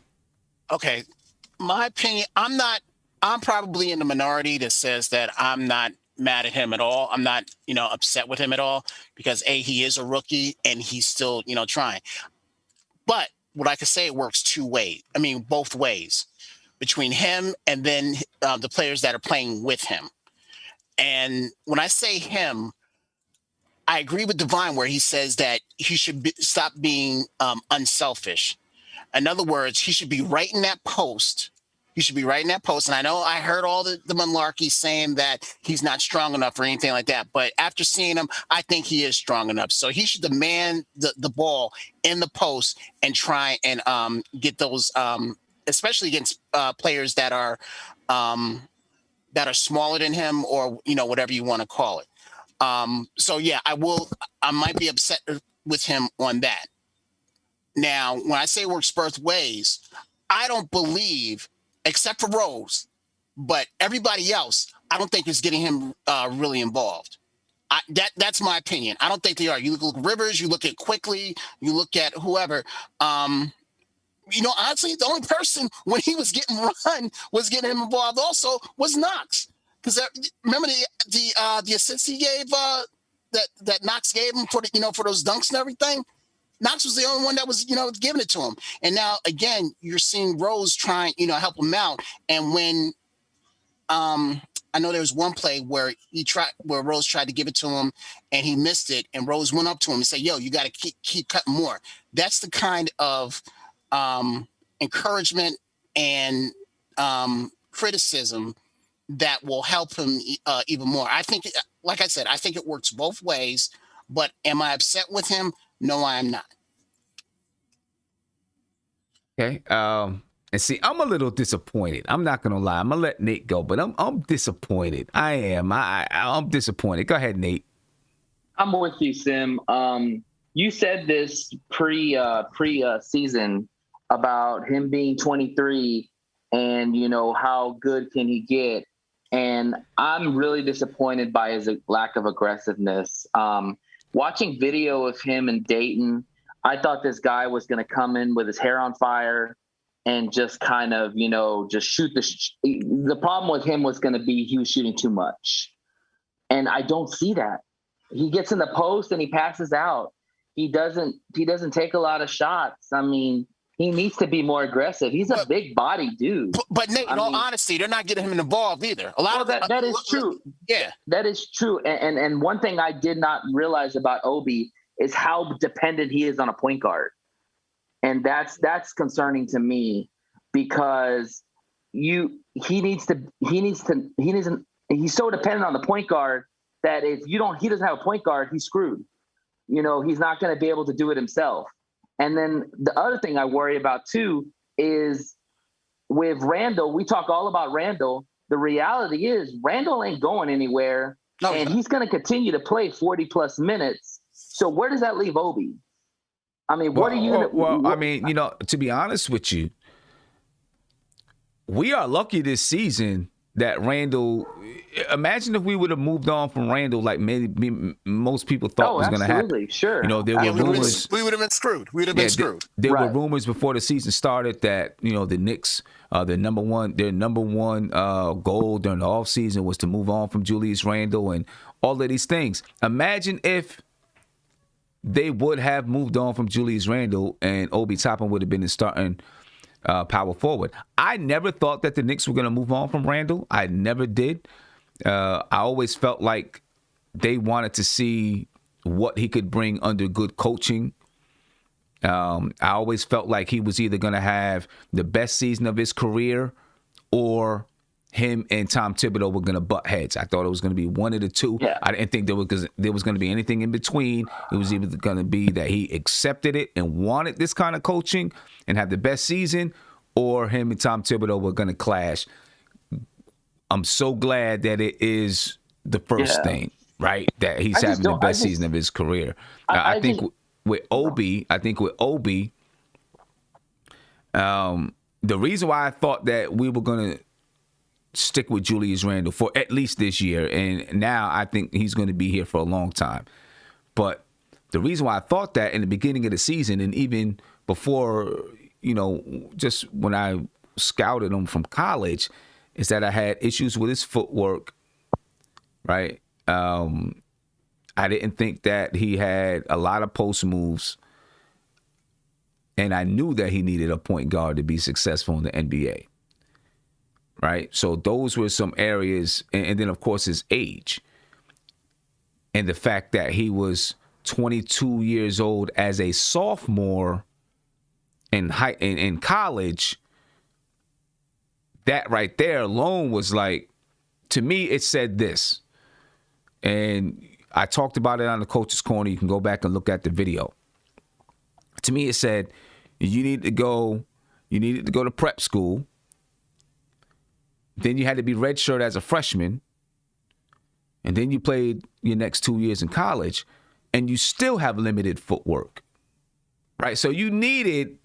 Yeah, you have all of this athletic ability, but you still have limited footwork. At this point, you should have great footwork because you've gotten all this coaching. To me, it was kind of an eye-opener. We spoke to someone, we had someone on the show who was kind of inside with Obi Toppin when he was in college and said, the development that he's seen from Obi Toppin from his first year to his sophomore year was just crazy, and that he believes that he'll continue to develop when he's in the NBA. I hope so. I just know, from working with players at a certain age, your skill set is your skill set, and that's about it. Right? And we don't know, Obi still has some time to go, but how much can he grow in that time between now and when his body's going to stop being a sponge? Right? Right now, his body is still kind of a sponge, but it's hard. It's getting a little bit harder, and so that's the question with Obi. But I am disappointed because even though he had, limited footwork and those things, I thought that he was going to be able to come in and give you a good. Are you disappointed at the Knicks 13 pick points of him? I know you said that if he fell to 8, you would take him, but yeah, I did. As good as Randle is. To me, it wasn't about that Randle was here. It was, it was like, we have a talent deficit, right? I always thought we had a talent deficit, and we needed to have talent on this team. Just because he's number 8 doesn't mean he has to be your starter. And I know that's that's how people feel. Oh, he's the 8th pick. He's the 9th pick. This guy should come in and be a starter and this and that. I think you have these few years and you figure out where they fit in, and then you figure out if this guy has value for you in a certain area, and you go from there. The issue is he gets paid more money, the higher the pick. But I am a little disappointed with Obi. What about you, Steph? Yeah, I a little bit, because the reason why I wasn't that concerned about his age is because I thought he would come in and be like a 12-8 guy. So I'm like, if he could come in and he's a little older, but if he's contributing, that's fine. So in other words, his floor would be higher than another rookie. So then his age wouldn't make that much of a difference. And from what I'm seeing now, he's coming in and he's needing about just as much development as somebody 18, 19 years old. Yep. Right? So I think I'm a little disappointed in that. I thought he would hit the ground running a little bit, and that would compensate a bit more for his age. That being said, he's looked much more comfortable since those first few games. He's playing within the flow of the offense. He's not pressing. He's taking the shots that he gets. He's not jacking it up like he was doing every time he got the ball for fear that he wouldn't get another shot. He's definitely coming along, and it's possible that he makes a huge leap between his first and second year. I'm counting on it, but right now I'm a little disappointed. I was expecting more. Yeah, and part of it too could be that he just can't stay on the floor because of his defense, right? Because he is shooting a high, shooting 48% from the field. It's not bad. His 3-point shot, I wasn't sure if it was going to be as good as it was in college, and he's shooting decent from the free throw line. I think he's shooting 71% from the free throw line, right? So his shooting, he can score the basketball, but he's not able to stay on the floor because defensively, he gives up too much, and Tom Thibodeau yanks him. So he can't get 20 minutes, 21 minutes a game because he can't do it defensively. And that's, I think, a big part of the reason why he's only averaging 5 points a game. I think if he was out there 20 minutes a night, he could be giving us 10 points and 6 rebounds. If he could stay on the floor for 20 minutes, but he can't stay on the floor for 20 minutes. Josh? I think it's a totality of circumstances when it comes to Obi Toppin. One, he's a rookie. Second, he's playing behind Julius Randle, who is blowing everybody out the water right now. And 3, like you said, the lack of the defense or lack thereof, that Thibodeau expects him to play. So I think all that stuff combined, I think that's the reason why Toppin has not been living up to expectations. But I think he's a rookie. He will get better between his first and second year.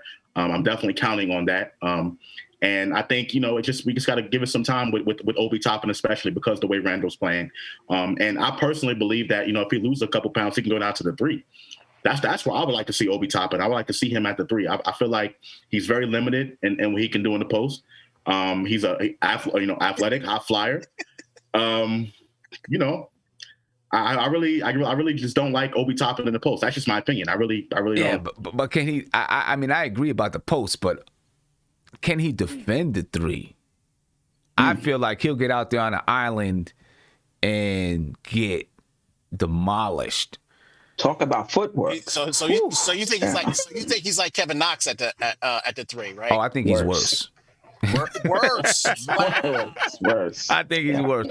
If you go back to my coach's corner, I talked about what I think teams would do with Obi is try to get him out on an island with someone who can handle the ball and go to the basket and try to beat him. Right? We haven't seen him on the floor enough to see if that is something that other teams would try to exploit. He's averaging 12.7 minutes per game, but I just can't see him guarding Paul George, LeBron. I can't see him guarding those guys. Kawhi. But isn't defense all about effort anyway? I mean, he gives effort, son. He goes out there and goes after it. You know what I mean? It's not all about. I mean, a lot of it is about effort, but you got to understand angles. Right, you got to understand. Obviously, rotations when you talk about team defense. But isn't that something that Tibbs and the coaching staff can work with them on angles? I'm sure they are. Yeah, I'm sure they're working on it. But all right, so here's my thing. If they're working on him on this and he's not doing it in the game, then he shouldn't get in there. If it's all that, I mean, right. I mean, you know, he gets in the game. You hear, listen. Part of development is how you get coached. And Tom Thibodeau, you hear him screaming. You heard that one game when you could hear him screaming everything, and you hear him, Obi. I mean, you can hear him. And as soon as Obi misses a rotation or somebody beats him, Tom Thibodeau yanks him. He doesn't even give him a chance because he wants to teach him that you can't stay on the floor if you don't play defense. Yeah, but if you look at like Burks or Bullock. Yeah. Well, I'm not going to say. I want to say Bullock. I really want to say Bullock. But you look at those like Burks. I mean, he's not the best defensive player either. But your positives have got to outweigh your negatives. So the only thing you can say about him is that he shoots. Is that he can score the basketball, so he can have nights where he gets hot and he can give you 20. Obi hasn't shown that he can do that yet. Remember, Kev, basketball is all about the entire basketball game is a game of mistakes. I talk about it all the time. It's a game of mistakes. If you shoot 50% from the field, you shot well. If you bring home a 50 out of 100 on your test, your mom slaps you in the mouth. Right? Or maybe not. I don't know. You know, you might get popped. I would have got popped. Let me just say that. I would have got popped. My mom would have said, what? Yeah, what are you doing? I would have got popped. But, by both. Right. But,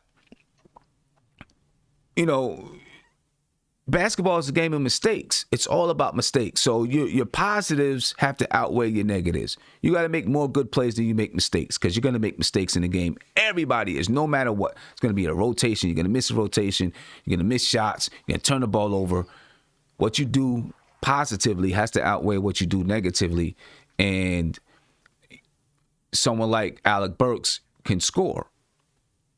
Right? He can score the basketball. Obi Toppin hasn't proven to be a prolific scorer.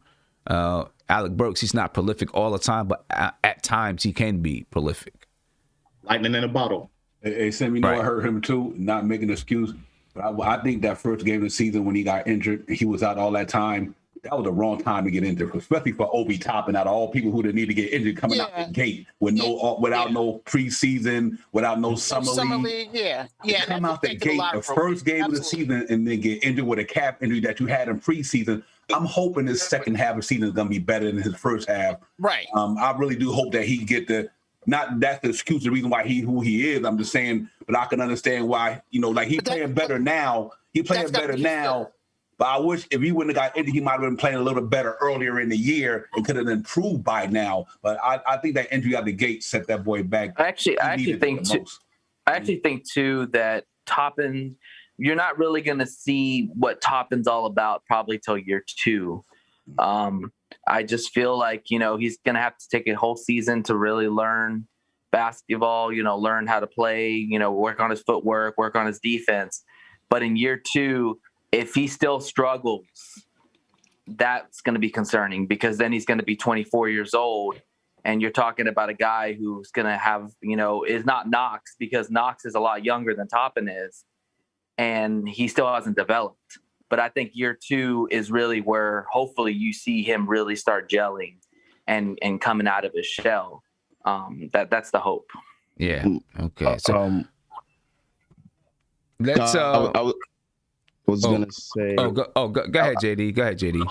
Yeah, I was gonna just add a few thoughts. I mean, at this point, he has two arguments. He has an argument on his side and an argument against. The argument on his side is, it's a COVID season, so you have to take that into account with all the restrictions and the off season and all that stuff. You know what I mean? The other argument he has for him is the RJ Barrett development. In terms of us as fans being patient with him. We have seen a player that had, some of the similar criticisms and frustration from fans, and he's slowly trending in the right direction. The other argument he has on his side is, when you look at Edwards, who's averaging 29 minutes per game, 15 points. Wiseman, second overall pick, 21 minutes per game, 12 points. LaMelo, 29 minutes per game, 16 points. Okoro's getting 33 minutes. Pat Williams is getting about 28. Denny's getting 22. He's not getting a lot of minutes. So for the people that, are on his side, say, well, let's see. Let's get him more burned. My concerns on the other end now, is he was advertised to me as a Knicks fan. He was advertised as a NBA-ready player, as a day one starter, right? And as a player that just understands and can play the game now. College player of the year. And so when he's advertised that way, and then he drops in a supposed weak draft, and then when you actually are able to see him out on the court, we're saying, well, he won't be activated until he gets a point guard.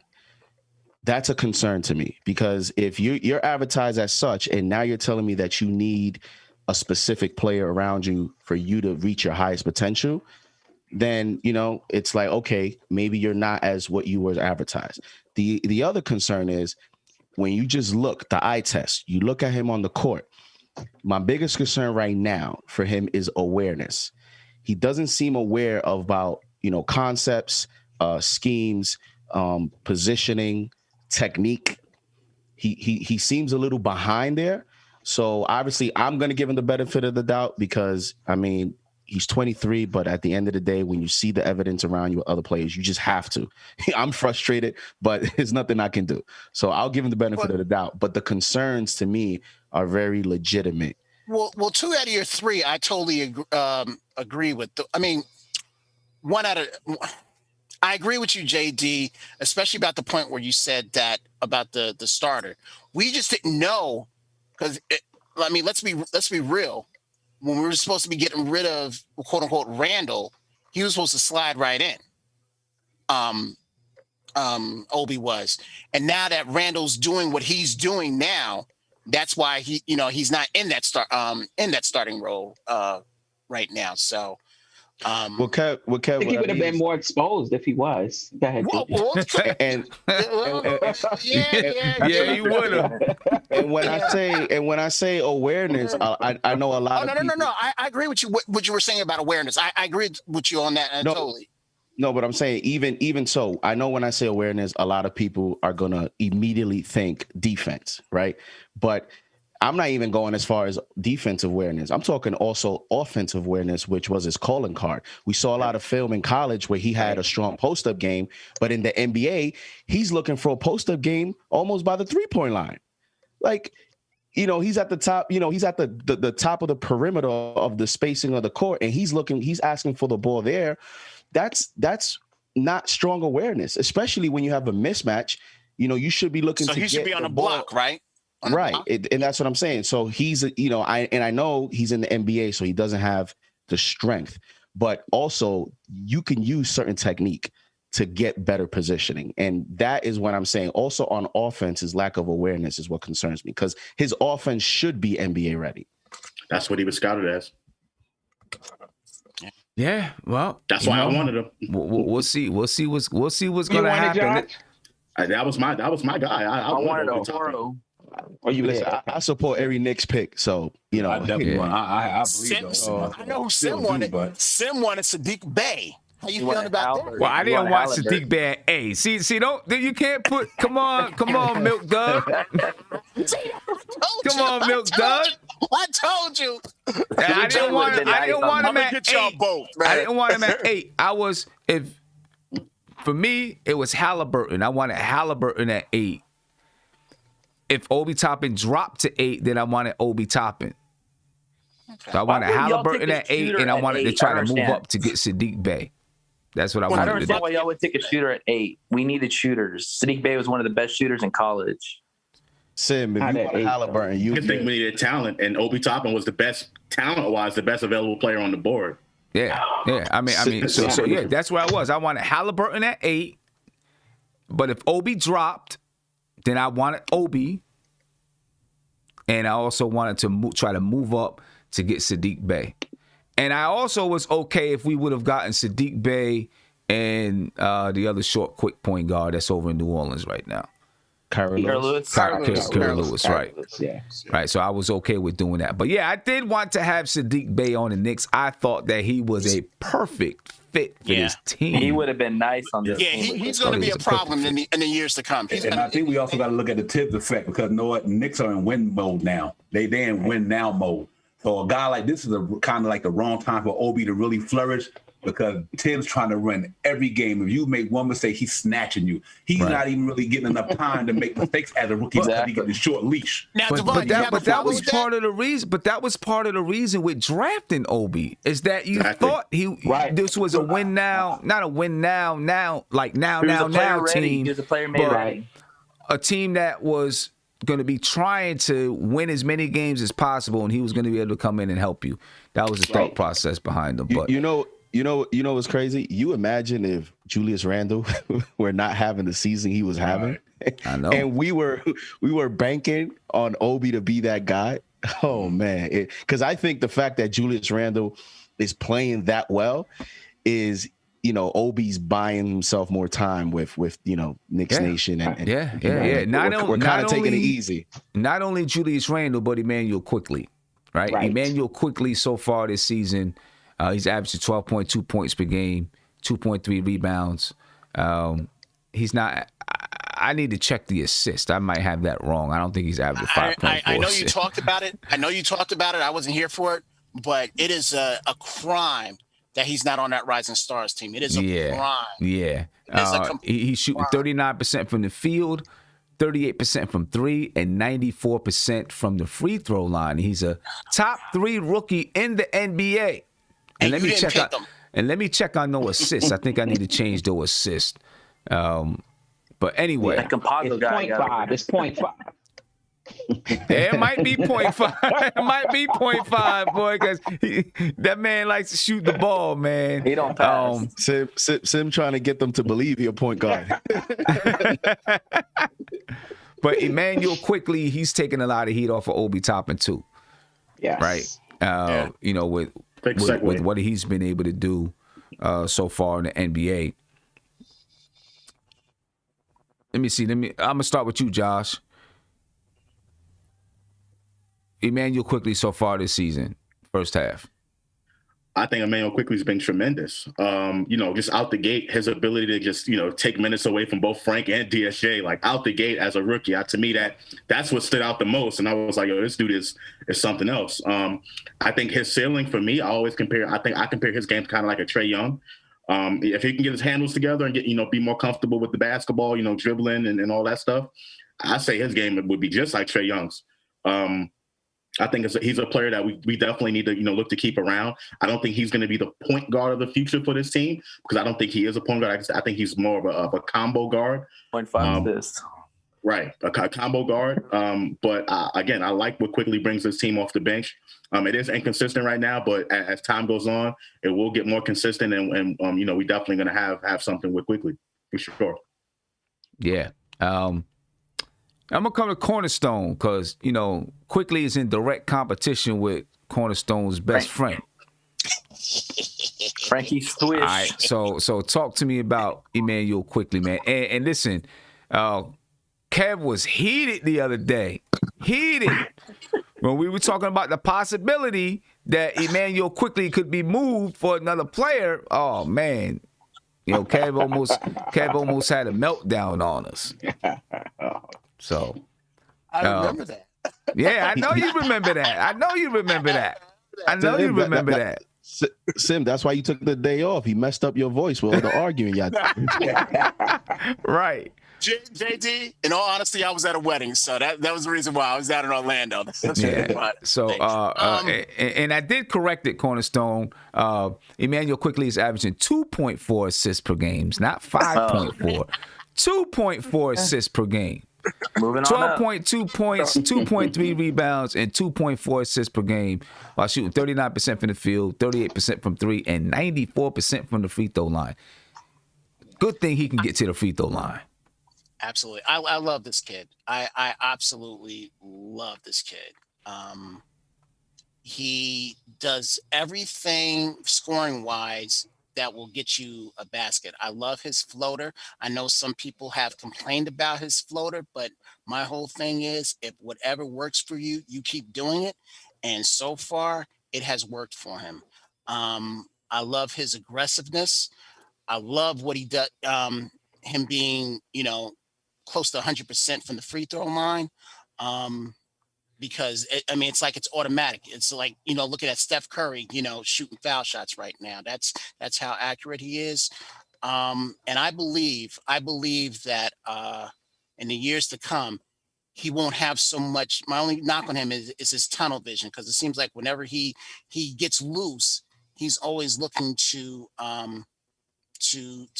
score and not pass off at times. But I have total confidence that he is going to improve on that as the years come. I think the game is going to get slower for him, but you can already see how he's drawing these fouls and everything. He is looking like he has a real knack for it, and it amazes me because I've been having this argument with guys in another podcast, how he complains about his game and everything. And I don't see nothing wrong with his game right now for a rookie. It was a travesty that he didn't make it to the Rising Stars. It'll be even a bigger travesty if he doesn't make it. If he doesn't make all rookie team. Was it the first team and second team? Is it only two teams? Or is it three? Yeah, I think it's two teams. I think it's two teams. Yeah. He's got to make he has got to make the first team. He's got to. And if he doesn't, then something is really wrong. Now, if RJ can't make any team and he doesn't make the first team, that's a problem. So, but I look for nothing but great things from this kid. I think he's the steal of the draft. I just love this kid. I love him to death. And no, he is a cornerstone. He is a cornerstone. So even though he took over Snowfall's spot, you still love him. Listen, your best ability is your availability. And yes, Frank has been available. He's been available for 3 games. So of course I'm going to defend him and everything. But he is it, man. Quickley is it. He is it. So Peyton will be here next year, Sim. Don't worry about it. Snowfall will get a chance next year. Yeah, exactly. We'll see. We will see. Divine, quickly, man. His first half season performance. I think he done very well. I mean, for a rookie, the 25th pick, you can't ask for much more. I would like to see him get his field goal percentage, not a 3-point percentage, but the field goal percentage. The 39%. I'd like to see him get that up over 45 or better, and maybe to give a little bit more assists out there. But overall, man, you cannot ask for no much more than you get that young man had given up to this Knicks team, man. he's been playing lights out, shooting. I mean, and for a rookie to have that much confidence, I mean, I love his confidence. I don't care he don't care who you are. I'm going at you, and I can appreciate that for somebody that young. It is just shows where he come from. I mean, coming from that Kentucky program, like all them other guys that come out of there, and having Kenny Payne around, and I mean, and Julius Randle, a Kentucky dude, Knox, a Kentucky dude, Noel, a Kentucky dude. He's around players who he's comfortable with. You know what I mean? And it takes the pressure off him. So, but I'm excited about where he's going to go, man. I think he's the real deal. I mean, I just believe that he's going to get better as time go on. I mean, we averaging now, just like RJ, in this rookie year, he had his little ups and downs, but, you see where they're going to go. Now, I think that boy's going to be the real deal sooner or later. You give him another couple of years, man. He mastered the NBA and get bigger, a little stronger. As the years go on, and kind of master the nuances of the NBA and all the players. He's gonna be a good player. But I'm happy about him, Sim. I definitely happy about what he brought to our team so far. Yeah. And real quick before you go to somebody else, I got to give Bryant a lot of props on the coaching staff for helping out the guards. Pretty much, he's really taken a lot of these guards here and brought them under his wing, especially Quickley, to being better than to really stand out. So I got to give Brian. What's Brian's first name?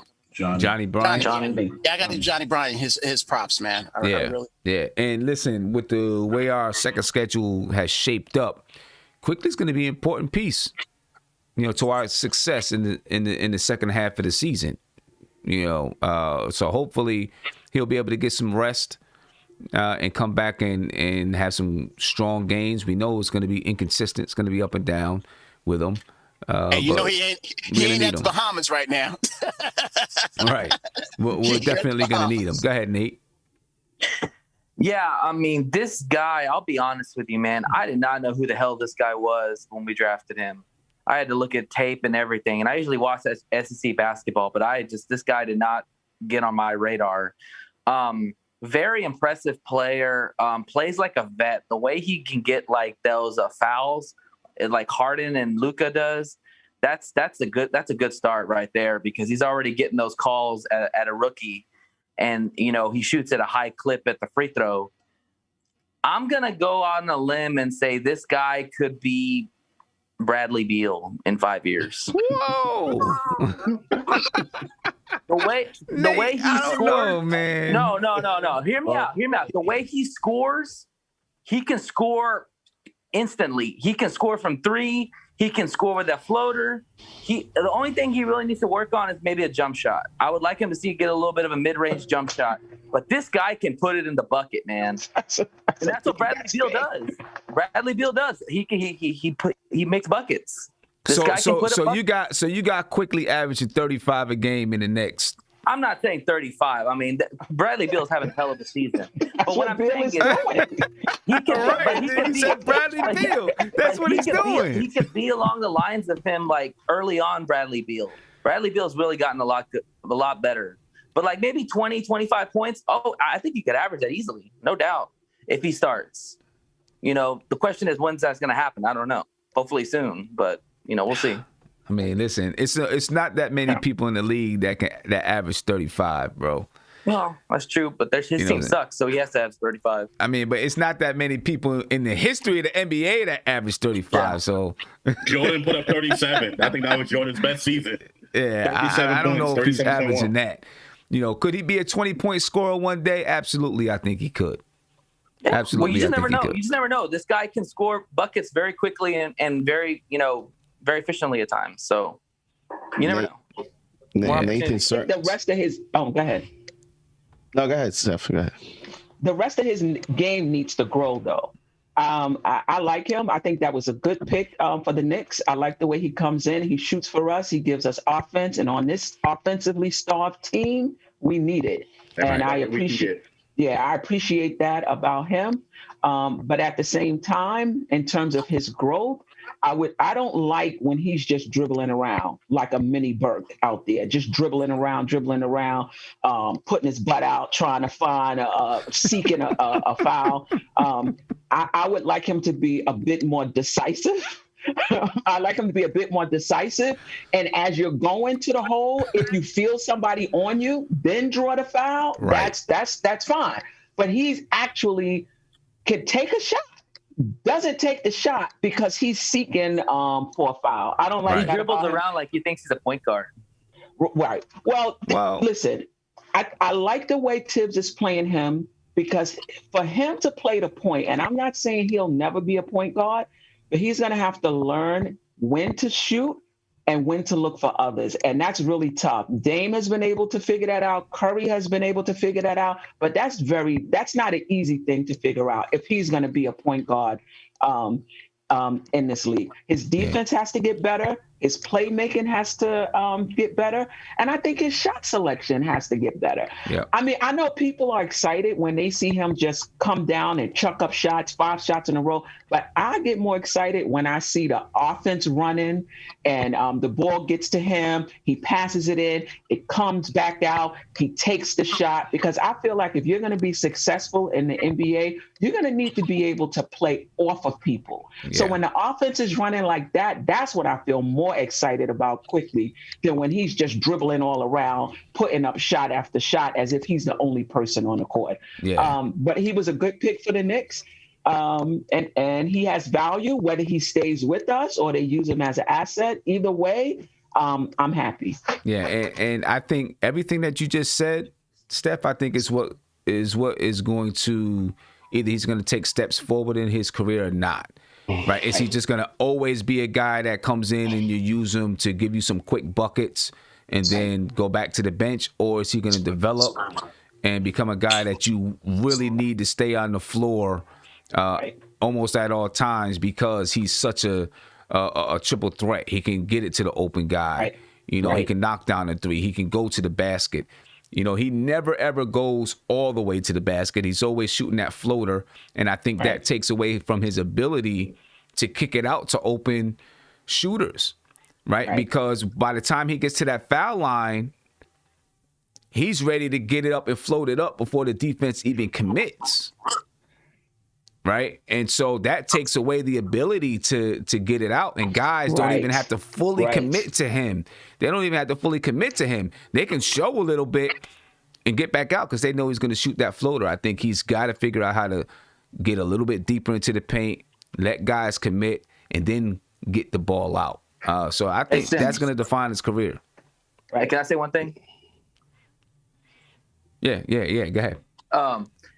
Bradley Beal, his rookie year, averaged 13.9 points. Quickley's at 12. Bradley Beal didn't average 30 till around his 7th or 8th season. So just saying. Nate, you're talking about production. We're talking about what he does on the floor to make him become more complete on the basketball floor. Not right. I get that, but that's going to come with time.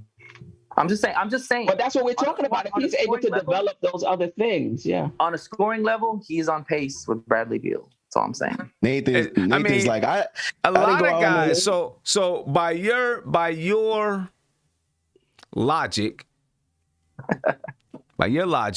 we're gonna have 2 guys on this team averaging 30 in the next 5 years. Hell yeah, we are. RJ Barrett's gonna average 30 to 35. Immanuel Quickley's gonna average 30 to 35. Hell, Kevin Knox averaged 13 points in his first year too. He might end up averaging 35. Hey man, you never know. I'm just, listen, everything you never know, man. You just never know. Exactly. Let me address a few points with Quickley. Number one, let me address this little dilemma with him and the floaters and kind of his game that some people don't like. When you look at Quickley coming up, he said himself that he had to perfect the move just because he wasn't that 5-star recruit and he wasn't the most athletic guy. He's not the biggest guy either.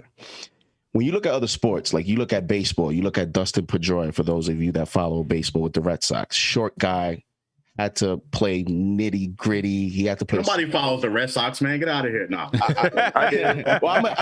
I'm a Yankee fan, but in NFL, the cornerback position, those 5'8", 5'9" corners, Chris Harris's of the world, those guys don't meet the certain measurables, but they have to play a certain way. You have to perfect a certain technique or move to make it, and then once you make it, to survive. When you look at Quickley, I don't think he's ever going to be the explosive point guard. I don't think he's ever going to be a pure point guard. This is his move. You look at Chris Paul, you look at Trae Young. Just look at the players around the NBA that are similar size and they all have similar games. If you really think about it, they all have similar moves. They set a pick, they try to get to the paint, and they try to get, create some airspace for a shot or an assist. So I just think that, we just need to realize that this is a player that came in with some limitations, and this is his move. The other thing I have a problem with that, JD, if I just want to put real quick and then you can finish your point.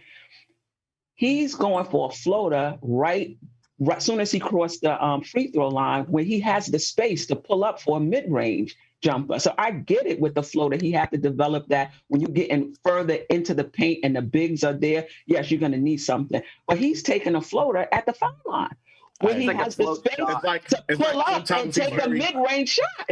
It's like sometimes. I'm sorry, I didn't mean to interrupt. Go ahead. Yeah, it's like sometimes he's very tunnel vision on trying to drawing that foul instead of scoring. I 100% agree with you guys in terms of where he's taking some of these shots. He is taking it too far away from the basket. I think this offseason, they're going to work with him on that. I just think during the season it's hard to make these certain adjustments. Because when you look at it, because when you look at it, if you look at RJ, he's already developing that fadeaway shot, going in and then, pulling up and taking that. He quickly can develop that jump shot. He can develop it, that short jumper. Of course. He has the mechanics. Yeah. And let me add this quick thing here. These are in 2019, the 25th overall pick in the 2019 draft was Nasir Little. 2018, Moritz Wagner. 2017, Wagner. Andres Wagner. No, his name is pronounced Wagner. Pronounced Wagner. Yeah. 2017, well, it's spelled Wagner. 2017 was some European, Anzes Pasagniks, if I'm even saying it right. 2016, Bryce Johnson. 2015, Jarrell Martin. It wasn't until 2014 where you got Clint Capella. 2013, you guys' favorite shooting guard, small forward, Reggie Bullock. 2012, Tony Roten. 2011, Marshawn Brooks. And 2010, Dominique Jones. I just gave you evidence of the last 10 years, the 25th overall pick and who they were. This is an outstanding value we got. Absolutely. No doubt about it. So people that are nitpicking him, come on, man. We got an outstanding value. We're not nitpicking him. He has to grow as a player. I'm giving him his props for where he is right now. But if he wants to sustain, if he wants to have a career in this league, he's going to have to improve in certain areas. I see him, the way I project his career, I see him as in Boston, a.k.a. I'm sorry. Terry Rozier in Boston, a.k.a. Lou Williams. I see him as a career six-man. I see him during his contract year, maybe having a Terry Rozier-like year where he goes crazy offensively. Then he thinks he can be a starter. We have to make a decision. He may go to another team and, find out maybe you're not the point. You're not a point guard, because Terry Rozier now he's having a great year, but he left Boston because during the contract year he thought he could be a starter and lead a team. He's going to be a starter. Well, but in terms of, what he thought he was as a pure point guard, now he can play with LaMelo Ball. So he's in a different situation. Lou Williams became a career, six-man. So I think that's why I think the Knicks view him that way. I mean, when Derrick Rose is out and they're starting Frank instead of Quickley, right? They view him that way now, but I'm saying it's possible he could, if he wants to be a point guard, there's certain things he's going to have to develop. Yeah. But you're right. If this is all he's going to do is just come off the bench and shoot, then he doesn't have to develop his game that much more than right now. And there's no negative connotation with coming off the bench. People need to get that out of there. Right. No doubt. No doubt. Yeah, exactly. But I think, every player in the NBA, they come in with some ideas that they want to be a starter. They want to be the best player that they can be. And I think, there's some things that he's got to do if he wants to do that. We got a couple more guys. Those are some of the main guys that I really want to talk about. I got about 3 more guys I want to talk about, and we'll go through these guys fast. Next one is the guy that everybody loves to hate. Who's that? Me. Elfrid Payton. Everybody loves to hate Elfrid Payton. All right, we're going to talk about Elfrid Payton a little bit and what he's done. so far this season. 12.7 points per game, 3.8 rebounds, 3.7 assists. He's shooting 44% from the field, 25% from three, and 74% from the free throw line. Those are his first half averages. He's been our starting point guard for most of the season. You know, there's some question as to whether or not he's going to stay in that role. But, you know, people love to hate on this guy because they don't like his game. But he's been tough for us this season. You know, that's the way I feel about it. I think Elfrid Payton has been tough. Hopefully people begin to warm up to him a little bit more and just accept this game for, you know, what it is. And also realize he's 26 years old, too. He might be 27 now. I don't know when he turns 27. You know, he's a guy that's just going to be entering his prime. You know, does he play better than this, or is he already at the peak of his powers? Who knows? If he ever develops a jump shot, a 3-point jump shot, you know, he's averaging 12 points per game. Without that, you know, if he can ever find a way to muster up a 3-point shot, you know, instead of averaging 12.7, he might average 15, 16 a game. I am surprised. Well, I'm not surprised that, well, I guess I'm in between. He normally averages about 7 assists a game, 6 to 7 assists per game. This season, he's not. A lot of it is due to Julius Randle having the ball in his hands and what he's being asked to do and the way that the offense is designed. You know, so his assist numbers are down, but normally he's around 10.7 assists a game. That's what he normally gives you, right? But Elfrid Payton, you know, what's your take on Elfrid Payton? Divine, I'm gonna start with you, man. I think Elfrid Payton playing real good basketball for next year. I love the grittiness, man. I love that he goes north and south, not east and west. You know what I mean? He's going towards the basket, not away from the basket. He's not going to the side, to the other side. He's going right down that middle. And it's either somebody on the right side going to get some, or somebody on the left side going to get some, or he's going to go to the basket and score. He's just an all-around competitor. That dude is a tough dude. I love his. He got the mentality to play basketball in New York City. I just think that he got that toughness. He reminds me of Greg Anthony. You know what I mean? Playing for the Knicks when you and them was playing. You know what I mean? Mm-hmm. He don't shoot the ball like Greg Anthony, but he hard though. He just a hard dude, man. He battles. And when you playing in New York, you got to be able to battle, man. Because I mean, he's battled. He's built for that stuff. I just like his overall game. I like to see certain things get better. But for what he had brought to the Knicks this year, the reason why we got a tough mentality is because of Elfrid Payton. I think he's the toughest Knick out there. The toughest guy. I mean, for his toughness and competitive, that's a tough dude. You know what I mean? He's one of them. He's one of them. He's one of the toughest guys in there. Other than, you know, Todd Gibson and granted, Randall's getting to that edginess about him too, but he wasn't always edgy like that. That dude, after when he showed me last year against Memphis, when he pushed Jay Crowder to the floor, that was it. Yeah. That joker, like, listen, we go hard here, we gritty down here, and when he got that ball, he goes to that basket, man. He makes some unbelievable crafty moves around that basket that you don't see a lot of players doing in the NBA. And he might not have the best offensive game, but he got enough. So I mean, I like Elfrid Payton's game, man. Even last year, that team last year, you know, like somebody said something earlier. I think it was JD. Everybody talk about sexiness. You know, he's not sexy, or but he's a player though. He's a good player. He don't got to be sexy.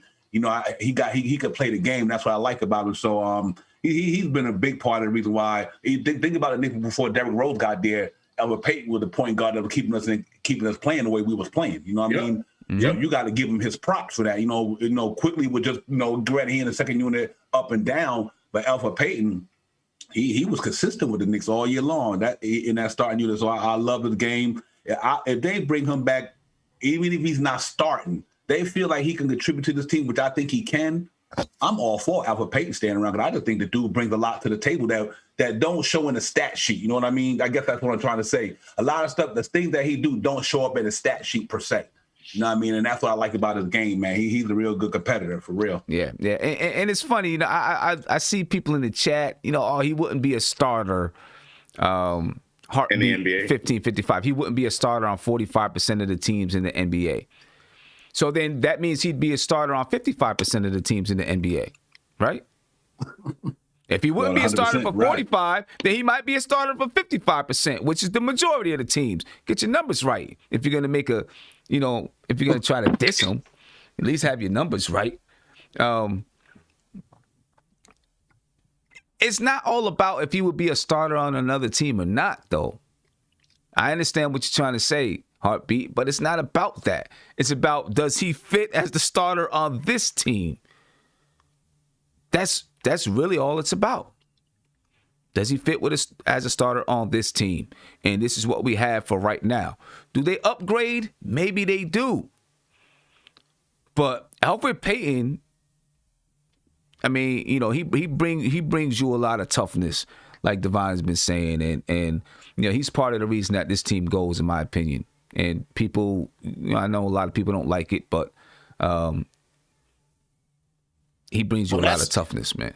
Well, that's why management doesn't listen to us. So there you go. Brought him back. Yeah. Steph, what's your take? What's your take, Steph? I like Elfrid Payton. I like what he's bringing to the team. I mean, yes, he does not have a consistent shot, 3-point shot, 2-point shot. That's not his game. But he does bring that defense. He's able to get into the lane. And we need that. Every game he goes, we play for the most part, he's going up against the number one point guard on a team, right? That's making $20, $25, $30 million, whatever it is. So he's at a disadvantage every game. If you believe that money, the money you get is consistent with your talent level, he's at a disadvantage every game. But he brings it for us. He shows up every game. Tibbs trust him. That's the most important part. And since Rose has got here, he's really been balling.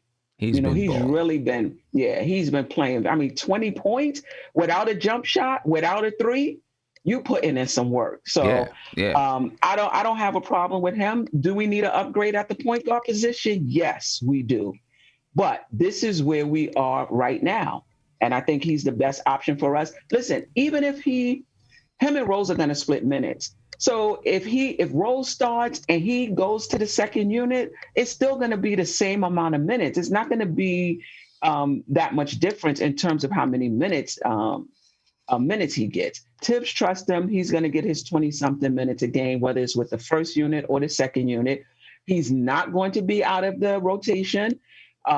I love what Frank is doing for us. This is how I envision Frank as a role player, play good defense, hit the 3-point shot, and play spot minutes at the point when we need it. And that's what he's done for us. But trust and believe, if Frank stays in the rotation, it's not going to be at the expense of Payton. Okay? And I know that when on the trip, Payton was still on the trip, even though he couldn't play.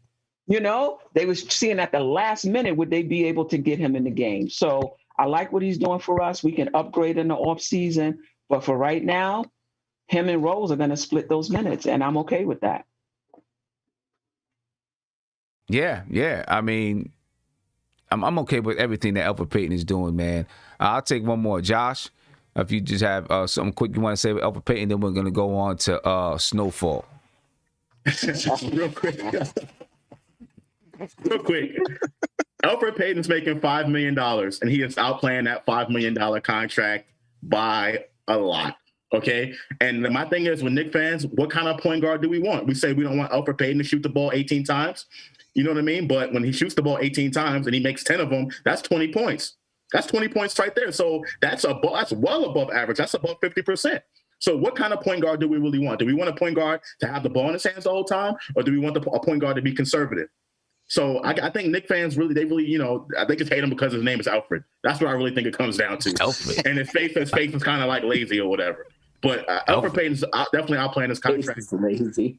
Yeah, I like what he brings to the table. And, I'm definitely comfortable with keeping Elfrid around next year. We do need an upgrade, but what Elfrid has given us for $5 million, that's some of the stuff I wanted Russell Westbrook for. That grittiness, like Devon was talking about, that grittiness, that getting to the basket, because we didn't know if we had that. A point guard that can get to the cup anytime he wanted to. Elfrid Payton's been doing that.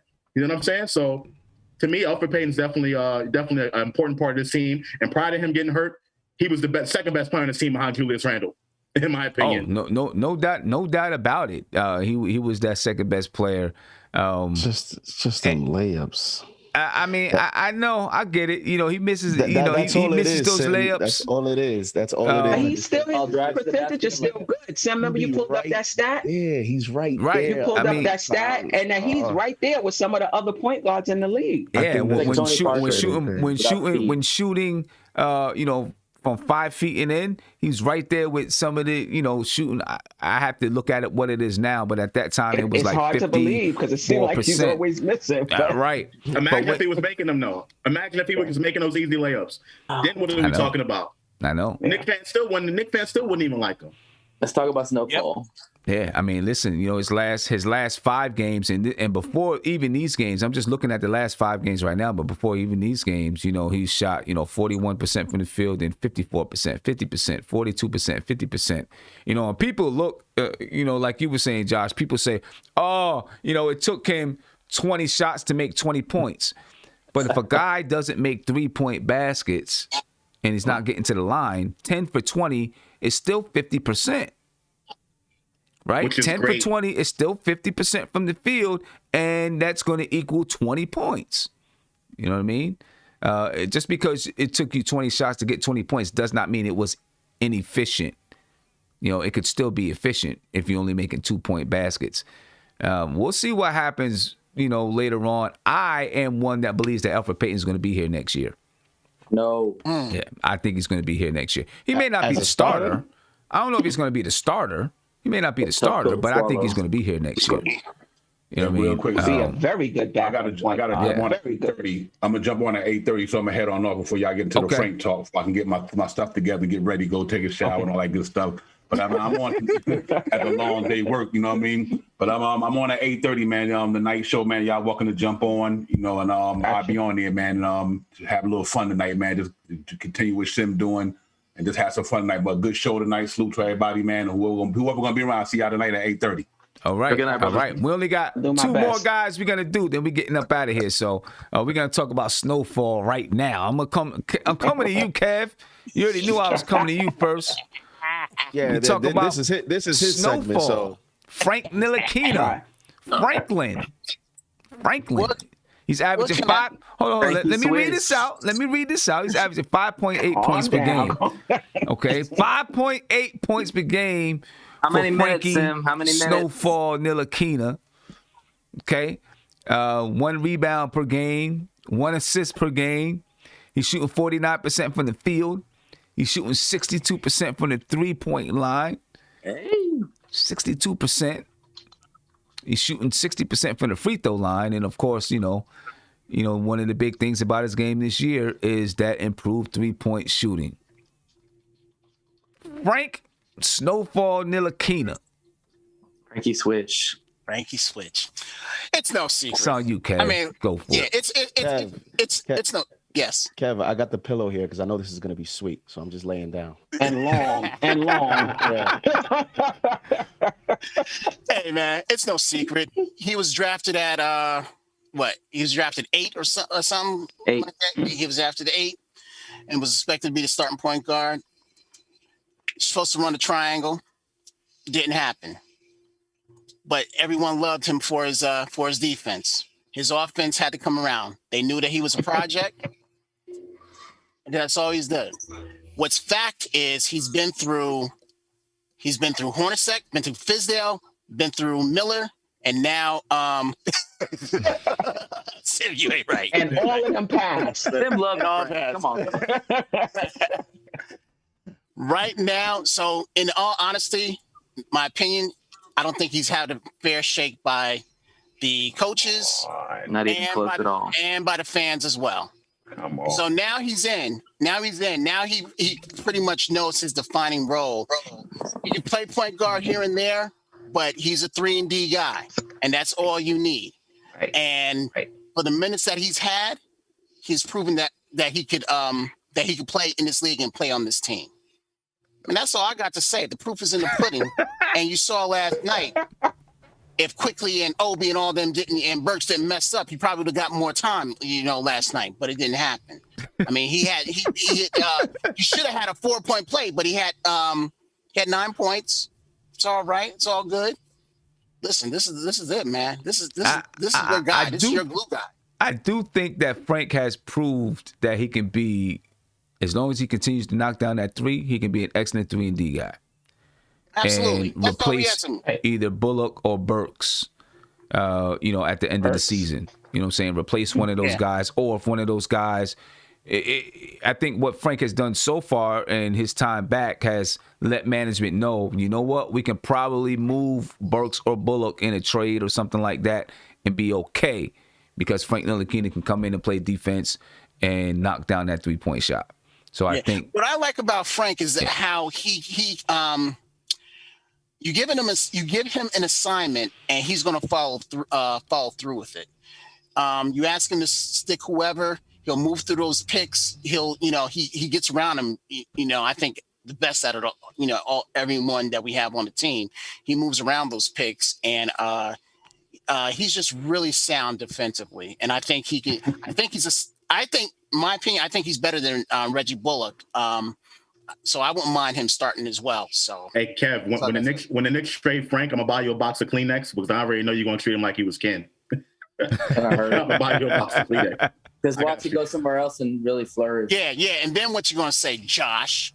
Because you're one of these proponents wanting, wanting to trade him. He may not go. I mean, unless the Knicks are getting somebody really big, they may choose to move Reggie Bullock or Alec Burks instead of Frank, because he's younger than those guys, of course. Yeah. He may be able to give you the same production if he's getting the same amount of minutes. The thing is, you haven't seen Frank get those amount of minutes consistently yet under Tibbs. You know what I mean? But I do think he's made one of those guys expendable by being able to knock down that 3-point shot. Everybody thinks he's gone. Not everybody. Some people think he's gone next year. I'm not sold on that yet. You don't have to pay him $8 million. You can pay him what he's worth. That's the next question I was going to ask. What do you think? What do you think is a reasonable contract for him? $2. No, I'm kidding. Go ahead. I'm sorry. I mean, he may be. He may be right now a $5 to $6 million guy. Yeah. Come in and play some real tough defense for you, knock down some threes, and if he proves that he can be that 3-and-D guy and do it consistently, then he'll raise his profile and people will really see where he fits in the NBA. He's gotten bigger, he's gotten stronger. The 3-point shot looks smooth. I could tell you that. It looks real smooth. Was that a 4-point play? Was that a 4-point play? Was that a 4-point play? Be honest. Was that a 4-point play? I don't know. I have no idea. I have no idea when people get fouled from the 3-point line today or not. We see so many times sometimes they get hit and it's not called, and a lot of times when people barely get hit and they call it. So I don't know. Yeah, but I hope he remains a Knick. I know that a lot of people, hate on him just as much. I mean, even when he does great, they still hate on him, and I just think it's wrong, and that's why when everybody bashes the trash and call him garbage juice and all this other junk, that's why I defend nobody else. Because nobody else is going to do it. So that's why I do it, and I like the kid. Okay, I like Fade for Kuminga. Thank you for the super chat. He said, "Y'all salivate over mediocre point guard like Peyton, yet Frank, who's only played in 8 games all season, doesn't get the credit that he deserves." That's the reason why, because he only played in 8 games. If he can't stay healthy. That's it. If he gets out there and he can continue to play in games, then we can see what he can do. And he can get the credit that he deserves. He's got to be there to stay. He's got to be there to play. That's all I'm saying. Well, your best ability is your availability. So, yeah, you're absolutely right. I mean, Sim, we talked about it yesterday. I think it was yesterday. He popped up on the injury report the day after. He had a quad. Well, according to the injury report, he was questionable. And I'm like, how? So right. He just has to stay healthy, and it looks like there's something developing here where they're looking for a role for him. So Reggie Bullock, you better wake up. I think it would be Alec Burks, to be honest with you. Yeah. I think it would be Alec Burks. You think Tibbs trusts Bullock more than Burks? Yeah, I think Bullock to me gives you much more defensively, right? And Alec Burks hasn't been so consistent offensively that you're like, oh, we got to keep him out there on the floor. He hasn't been consistent that way. But Reggie Bullock has been consistent defensively. You know what I'm saying? You know, playing against, you know, some teams' best guys. You know, he can defend the point guard, shooting guard, small forward, sometimes even a 4-man if they're playing small. So I think he's way more valuable on that side of the ball than Alec Burks. And since Frank Ntilikina can play defense, there's no drop off on the defensive side by having him there.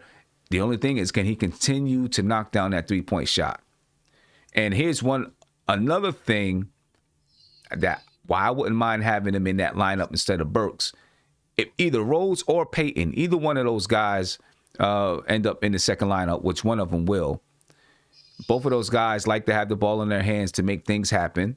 Rose is a little bit more, you know, he sees the floor better than Payton, obviously, so he'll move the ball around a little bit more. But you can't have 3 of those guys. You can't have Burks in there like that, too.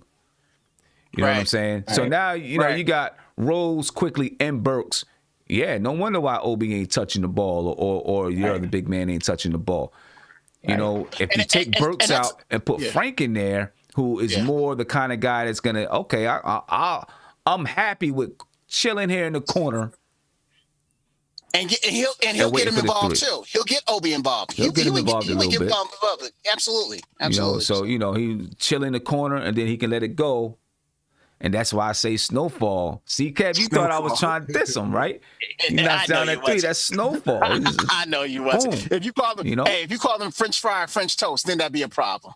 Yeah, I call him Snowfall because of Franklin from this series Snowfall. You gotta watch the series Snowfall. Yeah, I gotta watch that. To know who Franklin is. Right. Great series. Okay. You know, and Franklin is the coolest dude on the show. You know what I'm saying? Just. You know, what's it on? What channel? It's on FX. FX, okay. All right. It's on Hulu too, FX or Hulu. Yeah, you know, Franklin is that dude, so you know what I mean? That's why I call him Snowfall. So see, you thought I was trying to diss him. I wasn't trying to diss him. But you was dissing me with Milk Dud, right? I mean, I'm just saying. Yeah, I'm just saying. You know, some things happen naturally, you know? I know. And the last person I want to talk about before we get out of here is Mitchell Robinson, ladies and gentlemen. Thank you. I've been waiting for this. Mitchell Robinson is averaging 8.4 points per game, 8.4 rebounds per game, 1.5 blocks per game. He's shooting 66% from the field, 48% from the free throw line. He's also averaging 1.2 steals per game, but he's been injured since February the 12th. We've played well since then. I don't know if that, you know, I'm not discrediting Mitchell Robinson. I think it's just a credit to the Knicks that we've been able to play well since then. Josh, go ahead, man. I think the biggest developmental player that has developed the most under Tom Thibodeau has been Mitchell Robinson. The biggest one. You can tell Mitchell Robinson was getting fouled out a lot of games last year, or getting the 5 fouls. He had to come out of the game a lot for foul trouble last year. I think he went the first 15 to 20 games without even getting the 5 fouls. His defense has been much better. I know I've been really critical on him. Me and Kev will go back and forth about him, the whole cornerstone argument in the offseason, where I felt like Mitchell Robinson wasn't our defensive anchor. This season, he has been our defensive anchor. Prior to him getting hurt, he has been our defensive anchor, holding down the paint, not getting in foul trouble, you know, saving Randle from having to play the 5. And he's just been really much better on defense. You know what I mean? Much more disciplined. You can definitely see the development from last year to this year. So big ups to Mitchell Robinson. I know you guys were talking earlier in the season, you know, a show that I missed about Mitchell Robinson being immature. I think his maturity is showing on the court. And I think that is a sign of maturity, not immaturity, what he's doing on the floor. But yeah, that's all I got to say about Mitchell Robinson. Big ups to him, and hopefully he gets well soon. All right. Steph, you want to jump in there with Mitch? Talk about Mitch a little bit? Yeah, I mean, I agree with Josh. I mean, his defense has gotten better. So compared to where he was last year, it's been a big jump. Compared to what we need, there's still more to be desired. I think, but he has room to grow. I'm looking for I don't know. 12 points. I would like to see him get double-digit rebounds from that position. But again, compared to where he was last year, he's leaps and bounds better. He is playing better defensively. I don't think he can do a lot of the acrobatic stuff he did last year because he's playing, he's playing more minutes. So he has to measure himself. So we're better. We're better when he's there. That being said, it's 8 points, 8 rebounds, So, hopefully he'll continue to grow and both of those areas for us, we're going to need it. And develop his offensive game a little bit more as well. But compared to last year, I'll take it. Like he's really holding it down for us. Yeah, he's definitely holding it down for us. And having Nerlens Noel coming off the bench, you were critical all season. I was killing him, man, because no hands, Noel. I was killing him. I can't even deny it. I was killing him, but with the way he's playing right now, having Mitchell Robinson and then Nerlens Noel, come off the bench behind him, it's a great 1-2 punch on the defensive side of the ball. And that's why we signed him in the offseason. Right. It's just a great 1-2 punch. And, to be able to defend the rim in that manner, I do agree with Steph. It'd be nice if we had somebody who was, a little bit bigger, a little bit stronger down there to help with some of these bigger centers in the NBA. But what Mitchell Robinson has given us along with Nerlens Noel has been great so far this season, man. It's just been great. Between the two, I think they're top 10 in blocks. I think between the two, Oh, right. Wow. So that's that's big stuff, man. Again, Mitchell Robinson, 8.4 points per game, 8.4 rebounds a game, 1.5 blocks, shooting 66% from the field, 48% from the free throw line, and he's getting 1.2 steals per game.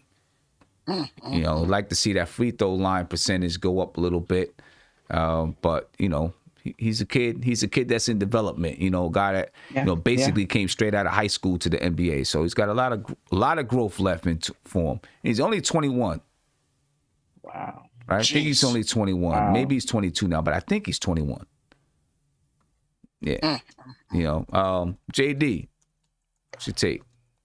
I think statistically, I think he could have more blocks if he was playing like the Mitchell Robinson of previously, which was just going out there, just using his athletic talents and just, playing kind of like that Roman safety in the NFL where there's no structure.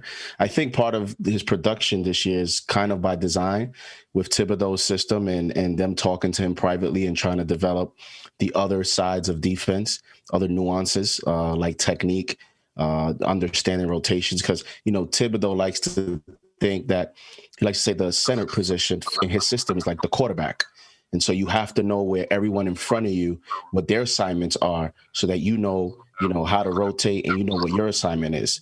So I know that his blocks have dropped a little bit, some of the production, but I think he's actually improved as a player in terms of his awareness and understanding, his assignments, and I think that's. I found. Yeah. A lot of improvement, and I agree. A lot of it is due to Tom Thibodeau. Big shout out. I want to give a shout out to a couple of super chats here. Ian Clark, thank you for the super chat. Matt Shaw, he sent a super chat a while ago. He said R.J. Barrett's ceiling he feels is Jalen Rose. Oh, really?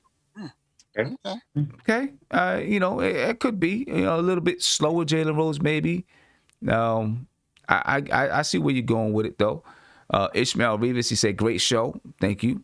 He said if we can get Drummond and Terrence Ross or Fournier, we could be a top 4 team in the East for years to come.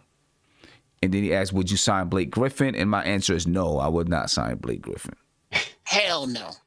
Nah, I mean, we just don't need. You already got Obi. You already got Julius Randle. If you're talking about, we're good with Julius Randle, obviously, and we might as well just let Obi come up and develop behind Julius Randle and keep playing. So now I don't want to deal with. There's talk of him going to either the Nets or the Celtics. Okay, either one could be a good spot for him. Either one of those could be a good spot for him. So now I'm staying far away from Blake Griffin. I don't want to deal with Blake Griffin. Hector Gaston, thank you for becoming a member. I appreciate you. Derek Branch as well. Thank you for becoming a member. Anyway, I think that's it, man. The Knicks with a nice first half of the season. You know, we got a rough half coming up, and we'll talk about that. We'll go into depth, you know, sometime next week, you know, looking at the second half of the season. Sam, honestly, nice first half of the season for the Knicks. Sam, honestly, up to this All-Star, how many games do you have us winning? I had us somewhere around 25 to 26 games for the entire season. And of course, that's with a condensed season. We only got 72 games this season. So I was around 25, 26, 27 games, something like that. So I thought we'd be about 12 wins at this point. What about you, Josh? 9. Steph? Probably about 25. So up to the All-Star break, what, 12 or 10? Yeah, if you split it in half. Yeah. So, all right. Well, hey, last thing I'm going to ask everybody before we get out of here. I'm going to jump off. Just, again, the Knicks 19-18 here at the half-point mark. They average 105 points per game, shooting 45% from the field, 37% from three, and 77% from the free throw line. And it's the first time that they've been above 500 at the All-Star break since 2013. Wow. Yeah. So my last question, though, I'm going to start with you, Steph. What grade do you give this Knicks team at the midseason point? That's a good question. I mean, if I would say A, if you're just looking at expectations and how they beat it, but looking at it as you would look at any other team, I would give them like a B plus. You know, not rating them based on my expectation. That would be an A. But just looking at this team as it is, I say this is a B plus team. Okay. All right. Josh? B minus, and it's a good B minus. I don't know how to make that seem better than what it is, but I think we do struggle on offense a lot. If RJ can become consistent, that obviously goes up. But B minus because of their lack of scoring. But they get up into that B category because of the way they play defense. They defend, and they come out and they keep teams under 100 points. So I'll go with B minus, and I expect it to get better. That grade to get better towards the end of the season. Okay. All right. Kev? If Frank played more, I'd give him an A. But since that's not happening, I'm gonna give him a B because I always hear Josh say that the players have to play, but in this case right here, I truly think that Tibbs and the coaching staff has really taken a hold of this team and really drained a lot of the positive juice out of them. So I'm gonna give them a B. I'm gonna give them a B. Okay. All right. JD? Can't hear you. You're mute. I'm gonna go B plus. I was teetering with B minus too, but then I thought expectations. Then I thought what we've learned from Julius Randle. Then I thought all the contributions we've gotten all around. Quickley as value at 25. We're one game over 500. Then I thought the first 20 games, the schedule, everyone thought we were going to win like 2 or 3, 4 games. Then I think what Vegas had us as winning 22 games for the season. And we're definitely going to go over that, at least 22. And so when I look at everything, the kind of the energy and the atmosphere that was going to be for this season, I think a B plus is a nice grade. And the only reason I don't have it as an A or go higher is because of Obi. It's just I just expected more. Okay. All right. And Nate. Solid B. Yeah. Solid B. Okay. I'm in agreement with.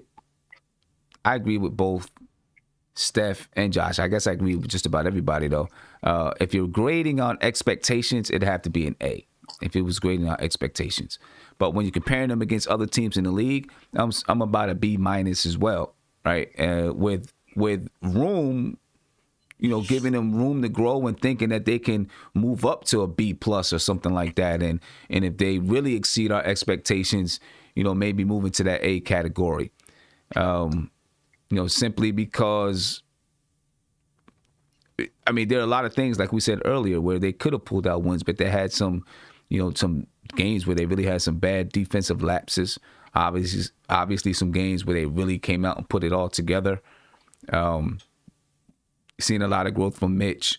RJ is growing. Julius Randle obviously is, doing the things that he needs to do. But then, like Obi and Kevin Knox, and Kevin Knox hasn't taken a step forward. We'll let Obi be where it is. We'll see what happens next year.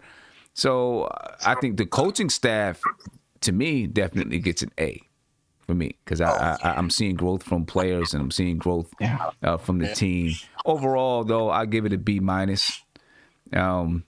And giving them room to grow and do something in the second half of the season. So, ladies and gentlemen, I appreciate you all. Thank you for taking the time out. I'm about to head up out of here. I'll be back on Friday. I'll be back on Sunday, for the All-Star game. I'm not sure if I'm going to stream during the All-Star game. I'll probably do something maybe before and after, maybe jump on at halftime for the slam dunk contest or something like that. I'll see how it works out. Then we'll have a schedule for next week. Sam, when are the players required to come back to practice? I'm not sure, but the Knicks play on the 11th, so they'll probably be back to practice. I would think they're going to be back Monday or Tuesday. Tuesday. I was thinking Tuesday. Tuesday. Okay. Get them back in and get them ready. Because they're in Milwaukee, right? They're in Milwaukee. Who? Oh yeah. They play in Milwaukee, right? In Milwaukee. Yep. Okay. They start the second half on a 4-game road trip. Wow. Yep. So we're gonna break that down one of the shows next week. But anyway, I'm out of here, ladies and gentlemen. I appreciate you all. Thank you for being here. Again, check that link at the top of your YouTube chat and subscribe to the Front Stoop. We'll be live next on March 10th at 9:30 p.m. So go ahead and subscribe so that you can be notified. But other than that, I'm out of here. Be peaceful. Enjoy your weekend. Spread love, ladies and gentlemen. We out.